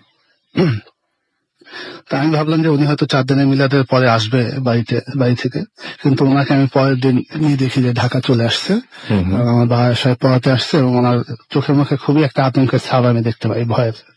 তখন তাকে আমি জিজ্ঞেস করি যে আসলে মূল ঘটনাটা কি। তখন আমি জানতে পারি যে তাদের মূল ঘটনা হলো সরঙ্গা বাজারে, সিরাজগঞ্জের সরঙ্গা বাজারে তাদের একটি সবজির দোকান আছে। ওখানে তাদের প্রায় 2 ফ্যামিলি মিলে প্রায় 8-10 বছর ধরে ওই দোকানটা তারা করতো, এবং প্রায় আপনার ভালো বেচা কিনা হতো ওই দোকানে, এবং ওইটা দিয়ে তাদের সংসার খুব ভালো মতোই চলতো। তা আমাদের তহিদ ইসলাম হুজুরের যে বড় ভাই সুলেমান, সে তার ওয়াইফ এবং 3 বাচ্চা নিয়ে ভালোই ছিলেন, সুখে শান্তিতে কাটাচ্ছিলেন। গত ফেব্রুয়ারি মাসের 5ই ফেব্রুয়ারি রাত 3টার দিকে হঠাৎ করে সে একটা দুঃস্বপ্ন দেখে জেগে ওঠে। স্বপ্ন দেখে যে কে তাকে বলছে যে তার ছেলেকে কেউ নিয়ে যাচ্ছে, তার ছেলেকে ধরতে বলতেছে, বা ওরা মেরে ফেলবে, তোর ছেলেকে ধর, সুলেমান তুই এখনো ঘুমিয়ে আছিস, এইরকম ভাবে বলতেছে। সে ঘুম থেকে জেগে দ্রুত ছেলের বিছানায় গেল, যে দেখে ছেলে ঘুমিয়ে আছে এবং ছেলে ঠিকঠাক মতোই আছে। তখন সে তার বিছানায় আবার ঘুমাতে গেল এবং তার ওয়াইফকে তার ঘটনা বললো। ওয়াইফ বললো যে ও কিছু না, তুমি ঘুমিয়ে পড়ো, স্বপ্ন দেখছো, দুঃস্বপ্ন দেখছো। তো সুলেমান বিছানায় যাওয়ার পর তার ঘুম আসছিল না, সে কি এক অস্বস্তিতে তার সময় কাটাচ্ছিল। তার ঘুম যখন আসতেছিল না, সে একটু বাইরে হাঁটতে গেল, এবং পরের দিন সে আবার ধানের বীজ বিক্রি করতে যাবে হাটে। সে বাইরে হাঁটতে যেয়ে অনেকক্ষণ যাবৎ সে ফিরে আসছো না আসায় তার ওয়াইফ তাকে খুঁজতে বের হলো। প্রথম বাথরুম, বাড়ির উত্তর পাশে বাথরুম, সেখানে গেল, পেল না। দক্ষিণ পাশে যেখানে ধানের মজুদ, বীজের মজুদ, সেখানে গেল, সেখানেও তাকে পেল না। বাড়ির কাছে একটি নদী আছে, নদীর ওখানেও তাদের একটি বীজতলা আছে, ওখানেও তাকে খুঁজতে গেল, কিন্তু ওখানেও তাকে পেল না। তখন সে দ্রুত বাড়িতে ফিরে আসলো, এসে তার সুলেমানের ছোট ভাইদেরকে জাগিয়ে তুললো এবং বললো যে তোমার ভাইকে তো খুঁজে পাওয়া যাচ্ছে না। তখন সবাই মিলে দৌড়দৌড়ি করে খুঁজতে বের হলো, এবং বাড়ির আশেপাশে সব জায়গায় তাকে খুঁজলো, কোথাও পাচ্ছিল না। এমনকি বাড়ির যেখানে চুলো ছাই ফেলা হয় দক্ষিণ পাশে, ওখানেও কিছুক্ষণ আগে খুঁজে গেছে, কিন্তু ওখানে তাকে পায়নি। কিন্তু আজানের পর তাকে পাওয়া গেল যে বাড়ির উঠোনের পাশে যেখানে ছাই ফেলা হয় সেখানে সে মরে পড়ে আছে, এবং তাকে বাসায় নিয়ে এসে পরীক্ষা নিরীক্ষা করে দেখা গেল তার গলায় 2টো কালো দাগ ছাড়া আর কোনো দাগই তার ছিল না। এরপর সুলেমানের কালো দাগটা কেমন ছিল, মানে বোঝা যায় যে কিছু? হ্যাঁ, 2টা দাগ দুপাশে, ঠিক আঙ্গুলের দাগের মতোই আর কি। আচ্ছা আচ্ছা। কিন্তু মানুষকে যেরকম হত্যা করলে, যেভাবে গলা টিপে হত্যা করলে যেরকম পুরো গলায় দাগ থাকে, এরকম না, দুপাশে। তখন যাক, তার কৃতকার্য সম্পূর্ণ হলো মুসলমান নিয়মে। এরপরে 4 দিনের মিলাদের দিন আসলে তার ঘটনা, মৃত্যুর রহস্য উন্মোচন হলো। সুলেমান খুব নামাজি এবং ধার্মিক এবং খুব ভালো লোক থাকায় গ্রামের সকল লোকই তার বাড়িতে আসলো, মিলাদে অংশগ্রহণ করলো। সুলেমানের এক ভাগ্নি ছিল, সেও অংশগ্রহণ করলো মিলাদে। তার বয়স আনুমানিক 30 বছর, বিবাহিত। তো সে আগে জিন দেওয়া প্রদেশ ছিল, এবং কবিরাজ তাকে একটা তাবিজ দিয়েছিল, এবং তাকে নিষেধ করা ছিল যে কোনো মৃত ব্যক্তির বাড়িতে যেন সে না যায়, গেলে তার তাবিজের গুণাগুণ নষ্ট হয়ে যাবে। ওই মিলাদের দিনই সন্ধ্যাবেলা সে আবার প্রদেশ হয়ে পড়ে। হয়ে পড়লে তখন তাকে কবিরাজ দেখা হয়, তাকে সুস্থ করা হয়। সুস্থ করা হওয়ার পরে সবাই স্বাভাবিকভাবে, গ্রামের মানুষের একটা উৎকণ্ঠা থাকে যে সে কিভাবে মারা যায় সুলেমান। তখন তারা তাকে জিজ্ঞেস করে হুজুরকে, যে কবিরাজকে, যে হুজুর আপনি জিনদেরকে বলতে পারবেন যে কিভাবে মারা গেছে সুলেমান? তখন সে অপেক্ষা করে এবং সে বলতে পারে যে হ্যাঁ সুলেমান কিভাবে মারা গেছে এটা বলা যাবে। তা সুলেমান মারা গেছে, তাকে জিন 4 জন হিন্দু জিন তাকে গলা টিপে হত্যা করছে, এবং সুলেমানই প্রথম ব্যক্তি না, এর আগে আরো 3 জনকে তারা হত্যা করছে। এটা কিভাবে? তখন তখন বলল যে সুলেমানের তালই, সুলেমানের শ্বশুর, সুলেমানের বাবা, এবং পর্যায়ক্রমে এই দোকানটা যারা 8-10 বছর যাবত দোকানটা পরিচালনা করে আসছিল, লাস্ট ব্যক্তি সুলেমান। তার মানে ওই দোকানটা নিয়েই আসলে সমস্যাটা। ওখানেই প্রায় 40-50 বছর যাবত তারা ওই দোকানে ওই জিনরা বসবাস করে। এখন তাহলে এই যে মানুষ যে মারা গেল, তারপরে তাহলে দোকানটা নিয়ে তারা কি ডিসিশন নিল? এখন ব্যাপারটা হলো যে সুলেমানের বাবা তালই যারা ছিল এরা তো বয়স্ক ছিল, যার জন্য তাদের মৃত্যুটা হয়তো অন্যরকম মনে করছে। এই যে সুলেমান মারা যাওয়ার পরে তখন জিনরা আরো বললো যে সুলেমানকে তারা মারার জন্য অনেকদিন ধরে তাকে ওই দোকান থেকে সুলেমান যখন রাতে বাড়ি ফেরে তখন তাকে ফলো করে, অনেক সময় সাথে লোকজন থাকে, এই জন্য তাকে আক্রমণ করতে পারে না। কিন্তু ওই দিন সুলেমানকে তারা ওইভাবে পেয়ে যায় সহজভাবে, তখন তারা আক্রমণ করে, এবং তাদের উদ্দেশ্য ছিল যে সুলেমানকে মেরে তাদের বাড়ির যে পুকুর করে মাটির নিচে গেঁথে রাখবে। কিন্তু সুলেমান তাদেরকে অনেক কাকুতি মিনতি করে অনুরোধ করে তার লাশটা তারা বাড়ির কাছে ফেলে রেখে যায়, যাতে লাশটা তার ফ্যামিলি পেতে পারে। তারপরে বাড়ির যারা লোকজন আছে এরা চিন্তা করলো যে এই দোকান, এবং আরো বললো যে জিনরা যে এই দোকান যে করবে তাকেই তারা হত্যা করবে, যে তাদের যেহেতু ডিস্টার্ব হবে। এবং তখন তারা মনে করলো যেহেতু গ্রামের ব্যাপারটা যাতে না ছড়াতে পারে, খুব দ্রুত দোকানটা বিক্রি করে দেবে তারা। এবং এখন পর্যন্ত দোকানটা তারা বিক্রি করার চেষ্টা করছে, কিন্তু বিক্রি করতে পারেনি। ওকে, অনেক ধন্যবাদ আপনাকে আপনার ঘটনার জন্য, অনেক ধন্যবাদ। এবং আপনারা সবাই মিলে, আপনাদের পরিবারের সবাই মিলে অনেক দূর থেকে অনেক কষ্ট করে এত রাত্রে এসছেন, এবং এই জন্য আপনাদের অনেক ধন্যবাদ। যাই হোক, আমরা দেখতে পাচ্ছি যে অনেকেই আমাদের এখানে SMS করেছেন এবং এখনো করে যাচ্ছেন। তন্ময় আমাদের SMS করেছেন এবং তিনি শুনছেন আমাদেরকে। হানিফ আমাদের SMS করেছেন, মাহমুদ এছাড়া আমাদের SMS করেছেন, দেখতে পাচ্ছি সুস্মিতা বড়ুয়া এছাড়া আমাদের SMS করেছেন, মাহিন প্লাস সিথি, তন্ময় আমাদের SMS করেছেন, জ্যোতি আমাদের SMS করেছেন, হারুন এছাড়াও আমাদেরকে মানিয়ার কুষ্টিয়া থেকে SMS করেছেন আমাদেরকে, আরিফ এবং তার ওয়াইফ রুম্পা, ফুর্তি আমাদেরকে এখানে SMS এর নামটা লেখেনি, ফুর্তি লিখেছেন, রকি এবং রকি আমাদের BCC রোড ঢাকা থেকে SMS করেছেন, শুভ আমাদের ইংলিশ রোড থেকে SMS করেছেন আমাদেরকে, তন্ময় রয় বেইলি রোড থেকে এছাড়া আমাদেরকে SMS করেছেন, দেখতে পাচ্ছি রকি, এছাড়া আমাদেরকে তৌফি SMS করেছেন আমাদেরকে, দেখতে পাচ্ছি মাহবুব উত্তরা থেকে, এছাড়া আমাদের SMS করেছেন সানি কুমিল্লা থেকে, রায়হান আমাদের SMS করেছেন আমাদেরকে, দেখতে পাচ্ছি শাহেদ এছাড়াও SMS করেছেন আমাদেরকে, তারেক আমাদের এখানে SMS করেছেন, ফাইসাল সহ আরো অনেকে। আমাদের ফেসবুকেও কিন্তু অনেকে এখনো কমেন্ট করে যাচ্ছেন এবং এখন অনেকে জেগে আছেন বুঝতে পারছি, এবং লিখেছেন সো নাইস নাজমুল হোসেন মতি। এছাড়া আমাদের এখানে দেখতে পাচ্ছি যে কমেন্ট করেছেন, দেখতে পাচ্ছি আচ্ছা কোনো টেক্সট পড়ে না তাই বলেছেন মাহমুদ রূপা। আসলে আজকে সময় পেলাম কোথায় বলেন। একলা পথিক আমাদের এখানে SMS করেছেন, আমাদের এখানে কিন্তু কমেন্ট করেছেন, এছাড়াও কমেন্ট করেছেন ইমরান, এছাড়া আমাদের এখানে কমেন্ট করেছেন, দেখতে পাচ্ছি শাকিল আলম উপু, এছাড়া আমাদের এখানে MD জুনায়েদ খান সহ আরো অনেকে দেখতে পাচ্ছি ফেসবুকে কমেন্ট করেছেন। এগুলো আপনারা দেখতেই পাবেন, সরাসরি চলে যান আমাদের পেজে www.facebook.com/radio.furti RADIOFOORTI, এবং আমার পেজ যেটা আছে সেখানে আপনি যেতে পারেন যে www.facebook.com/bhutfm.russell। আমার নামে স্পেলিং হচ্ছে RUSSELL। যাই হোক, আমরা একটা ছোট্ট বিরতিতে যাবো এবং বিরতির পরে আবারও ফিরে আসছি। সেই পর্যন্ত আমাদের সঙ্গেই থাকুন। স্টে টিউনড টু রেডিও ফুর্তি এন্ড ডোন্ট স্টপ দ্য ফুর্তি। Once alive with Ramin.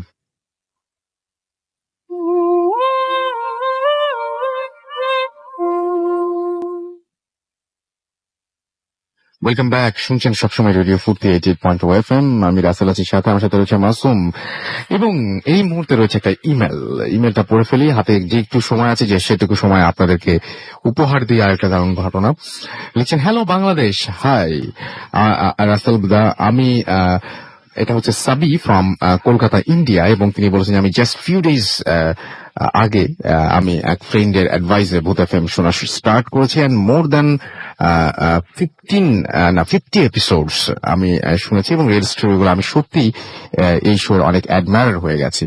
এবং এভরি নাইট রাতে শুয়ে ভূত FM তিনি শোনেন, এবং তিনি বলছেন যে আমি একটা স্টোরি পাঠালাম যেটা 100% রিয়েল স্টোরি, এটা আমাদের ফ্যামিলিতে ঘটেছে, এবং ইনসিডেন্টটা যেখানে ঘটে সেটা হচ্ছে কয়েক বছর আগে আমার মাইমার সাথে। আমার ছোট মামা ও মাইমা মুম্বাইতে থাকতেন এবং বিয়ের পর তারা রেন্টেড ফ্ল্যাটে থাকতে শুরু করেন। 2 বছর পর মাইমা যখন 6-7 মাসের প্রেগন্যান্ট তখনই ঘটনাটা ঘটে। রোজকার মতো মামা সেদিনও সকালে ব্রেকফাস্ট সেরে অফিসে চলে যান এবং মাইমাও লাইক এভরিডে ঘরের সমস্ত কাজকর্ম সেরে টিভি দেখতে বেডরুমে বসেন। ভোরবেলা ওঠার কারণে তিনি টিভি দেখতে দেখতে ঘুমিয়ে পড়েন। কিছুক্ষণ পর সাডেনলি তিনি পেটের ওপরে একটা প্রেশার ফিল করেন এবং প্রেগনেন্ট থাকার কারণে সেই প্রেশারটা পেইন হতে শুরু করে এবং ঘুম ভেঙে যায়। তারপর তিনি যখন চোখ খোলেন তখন তিনি দেখেন যে পেটের ওপরে বিভৎস দেখতে একজন মহিলা বসে আছে। তার মুখের হাফ যে পোর্শন সেটা আগুনে ঝলসে গেছে এবং অ্যানাদার যে পোর্শন সেটা আগুন গলে দেখা যাচ্ছে যে স্কিন গুলো যেন চারিদিক থেকে মানে পড়ে যাচ্ছে আর কি, এরকম একটা অবস্থা। এবং তার অপর চোখটি ছিল খুব বড় এবং ফুললি ব্ল্যাক এবং মহিলাটি হাত দুটো মাইমার পেটের উপরে বোলাচ্ছিলেন। এটা দেখে মাইমা খুব ভয় পেয়ে যান এবং ভয়ে সেন্সলেস হয়ে পড়েন। তার যখন সেন্স ফেরে তখন তিনি দেখতে পান যে পাশে বাবা মা এবং মামা। কি হয়েছে জানতে চাইলে মামা বলেন যে ফ্ল্যাটের মেইন ডোরটা অনেকক্ষণ ধরে ওপেন ছিল এবং সেটা দেখে পাশের ফ্ল্যাটের আন্টি তার ডাউট হয় এবং তিনি ঘরে ঢোকেন এবং দেখেন যে মাইমা বেডের পাশে ফ্লোরের উপরে পড়ে আছে এবং তারপর তিনি মাইমাকে বেডের উপরে তোলেন এবং মামাকে অফিসে ইনফর্ম করেন। এখানে বলি মাইমা অলওয়েজ ফ্ল্যাটের মেইন ডোরটা বন্ধ করে রাখতেন, কিন্তু সেটা কিভাবে খুলে গেল এবং এটা তিনি মানে ভেবে একটু ভয়ই পেয়েছিলেন সেদিন। পরে তিনি ভাবেন হয়তো সকালে মামা অফিস যাওয়ার সময় তিনি ডোর লক করতে ভুলে গিয়েছিলেন বা ডোরটা হয়তো সামহাউ মানে হাওয়াতে খুলে গিয়েছিল বা কিছু একটা হয়েছিল আর কি, এবং তিনি সেটাকে মানে অতটা মানে কি বলবো একটু লাইটলি নেন। পরের দিন মামা এবং অফিসে চলে যাবার পরে মাইমা কাজ শেষ করে বেডরুমে এসে টিভি দেখতে থাকেন এবং টায়ার্ডনেস এর কারণে ঘুমিয়ে পড়েন। বিকেলে তার ঘুম ভাঙে এবং তিনি ফ্রেশ হতে ওয়াশরুমে যান এবং ওয়াশরুমে একটা দেখা যায় যে একটা তার মাথায় একটা স্ট্রাইক করে যে তিনি ঘুমানোর আগে টিভি দেখছিলেন এবং টিভিটা অফ করেননি, কিন্তু ওয়াশরুমে আসার সময় তিনি টিভিটা অফ দেখেছেন। পর মুহূর্তে ভাবেন যে রিমোটের চাপ লেগে হয়তো টিভিটা অফ হয়ে গেছে। ওয়াশরুম থেকে বেরিয়ে দেখেন যে টিভির পাওয়ার লাইটটা জ্বলছে না। তখন তিনি টিভির পেছনে গিয়ে দেখেন যে সুইচ বোর্ডে টিভির সুইচটা অফ করা। তখন তিনি খুবই ভয় পেয়ে যান এবং তিনি টিভি অফ করেননি এবং তিনি শিওর হয়ে গেলেন যে something is seriously going wrong with her. এবং সেদিন রাতে মামা ফোন করে জানায় যে তার অফিস থেকে ফিরতে একটু দেরি হবে।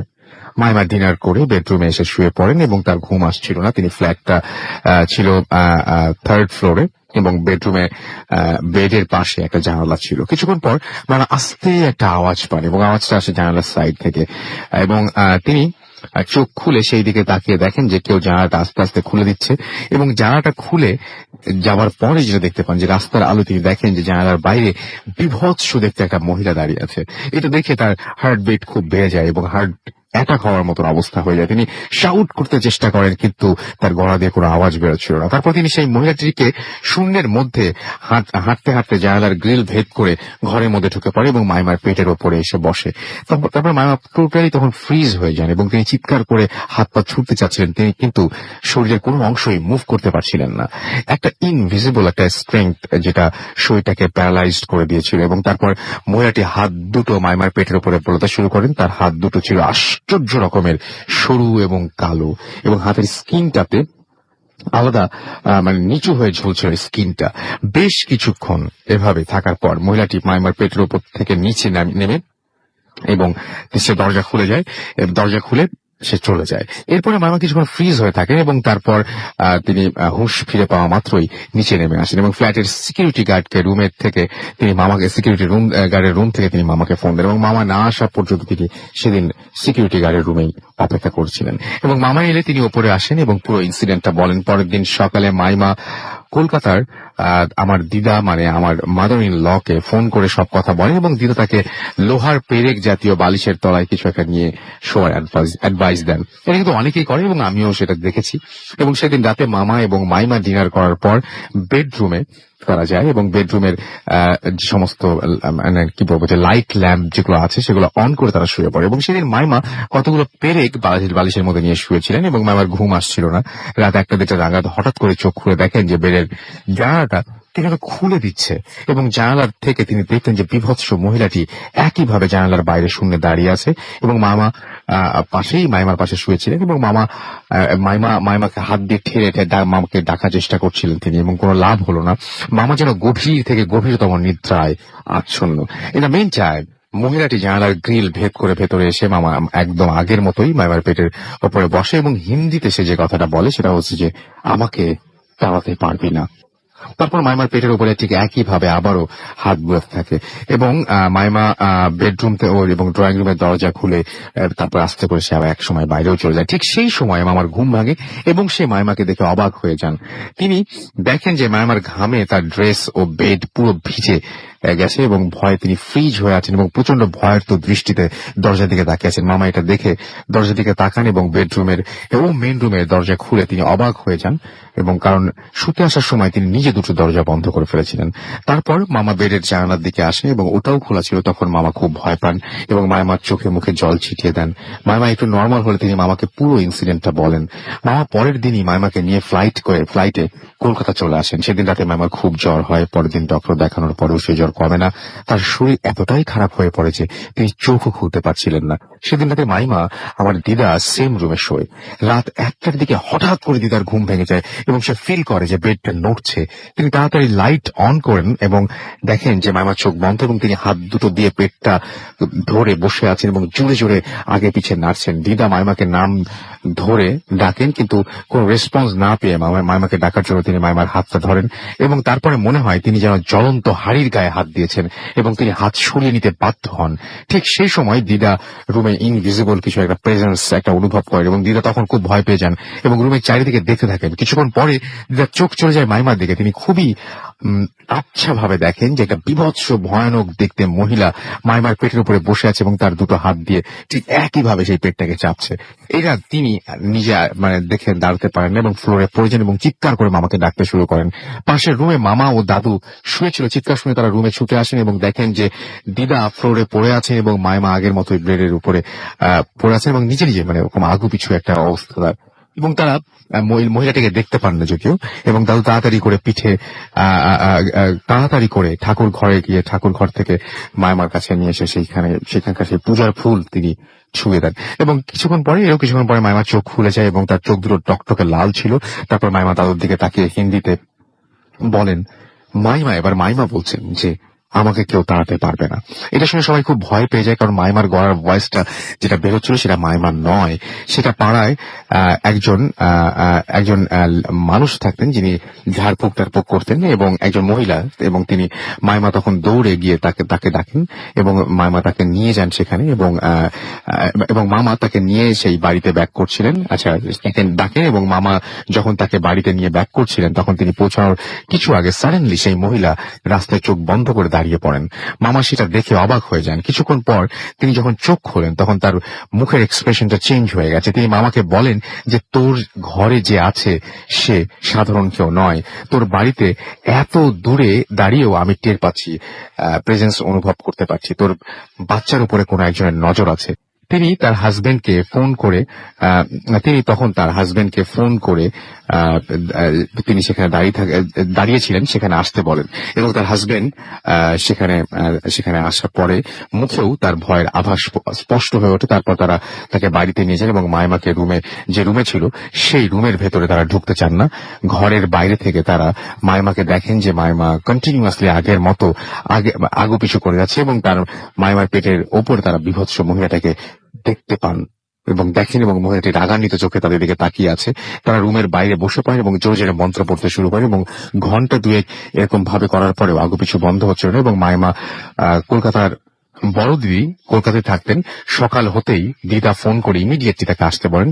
তিনি ডাক্তার এবং তিনি এসে সব কথা শোনেন এবং মাইমা দিদি তাদেরকে একজন পীরের কথা বলেন এবং তার কাছে নিয়ে যাওয়া এবং তাকে সেই জায়গায় নিয়ে যাওয়া হয় এবং সেখানে নিয়ে যাওয়ার পর যে ঘটনাটা ঘটে যে এখানে একটা কথা বলা দরকার যে পীরের কাছে ওই পীর বাবার কাছে ডেইলি অনেক মানুষই বিভিন্ন প্রবলেম নিয়ে আসতো এবং তাদের যে ওয়েটিং রুম ছিল সেই ওয়েটিং রুমেই লাগোয়া একটা জায়গায় তার শিষ্যরা বসেছিল এবং পীর বাবা ওয়েটিং রুমে আসতেন এবং কারোর সাথে দরকার হলে তিনি কারোর সাথে তিনি এলেও কারোর সাথে কথা বলতেন না। সেখানে পৌঁছানোর পরেই মাইমা ওয়েটিং রুমের ভেতরে একটু উঁচু জায়গায় শুয়ে আছেন এবং তার তিনি ওয়েট করতে থাকেন যে কখন পীর বাবাকে দেখাবেন। মাইমার শরীর তখনও খুব খারাপ এবং গা গরম ছিল। 10-15 মিনিট পর সাডেনলি পীর বাবার একজন শিষ্য মেইন রুম থেকে বেরিয়ে ওয়েটিং রুমে আসেন এবং সোজা মাইমার কাছে গিয়ে দাঁড়ান এবং মাইমাকে তিনি গিয়ে কিছু প্রশ্ন করতে থাকেন। তারপর জল মন্ত্র পড়ে মাইমার মুখে দেন এবং চারপাশে ছিটিয়ে দেন। তারপর 3 বার তারা হচ্ছে এরকম ধরনের মানে কোন একটা ট্রিটমেন্ট করেন এবং কিছুক্ষণ পরে মামা মানে কিছু রিচুয়াল করেন আর কি তারা, এবং রিচুয়ালের পরে তারপরে সেই মাইমার চোখ খোলে এবং তারপরে সে তার মাথায় হাত বুলে দেয় এবং সে বলে তোর ছেলে ভালো আছে। সেই তিনি বলছেন যে সেই পীর বাবা তিনি কিছু রিচুয়াল করেন, হয়তো দোয়া বা কিছু একটা করেন, তার মতো করে তিনি কিছু একটা করেন এবং তারপরে বলেন তিনি আশ্বস্ত করেন যে তোর ছেলে ভালো আছে, তুই নিশ্চিন্তে বোম্বে ফিরে যা। তারপর তারা সেখান থেকে চলে আসে এবং সেদিনের পর থেকে মাইমার শরীর ভালো হতে শুরু করে, প্রবলেম আর হয়নি। কলকাতাতেই মাইমার ডেলিভারি হয় এবং সারপ্রাইজিংলি তার একটা বেবি বয় হয়। এবং মুম্বাই যাওয়ার পরে আর কোনোদিনই তারা ওই ফ্ল্যাটে যেতে পারেনি। যখন ফার্নিচার নিয়ে আসে তখনও ফ্ল্যাটে প্যারানরমাল অ্যাক্টিভিটি সম্পর্কে কেউ কিছু শোনেননি, কিন্তু জানতে পারেন মানে কাউকে জিজ্ঞেস করে কোনো কিছু জানতে পারেন যে ফ্ল্যাটে একজন লোক তার ওয়াইফকে ওই ফ্ল্যাটেই জ্যান্ত পুড়িয়ে মেরেছিল। হয়তো সেই কারণে এরকম ঘটনা ঘটেছিল। পোস্টমর্টমে জানা গিয়েছিল যে ওই যে মারা গিয়েছিলেন যে লেডিটি, সেই লেডিটি একজন ছিলেন প্রেগন্যান্ট। হতে পারে সেই ঘটনা থেকেই হয়তো এই ঘটনার সূত্রপাত। এই ছিল ঘটনা। হাতে আর একদম সময় নেই, আমরা একদম শেষ মুহূর্তে চলে এসেছি। 1:59 বাজে, কোনো কথা বলতে পারছি না আর। শুধুমাত্র যাওয়ার আগে ইমেল অ্যাড্রেসটা বলবো। আমাদের ইমেল অ্যাড্রেস হচ্ছে bhutfm@radiofurti.fm। যারা বারবার করে কোয়েশ্চেন করেন যে কিভাবে ঘটনা পাঠাবেন, আপনি জাস্ট ঘটনাটি লিখে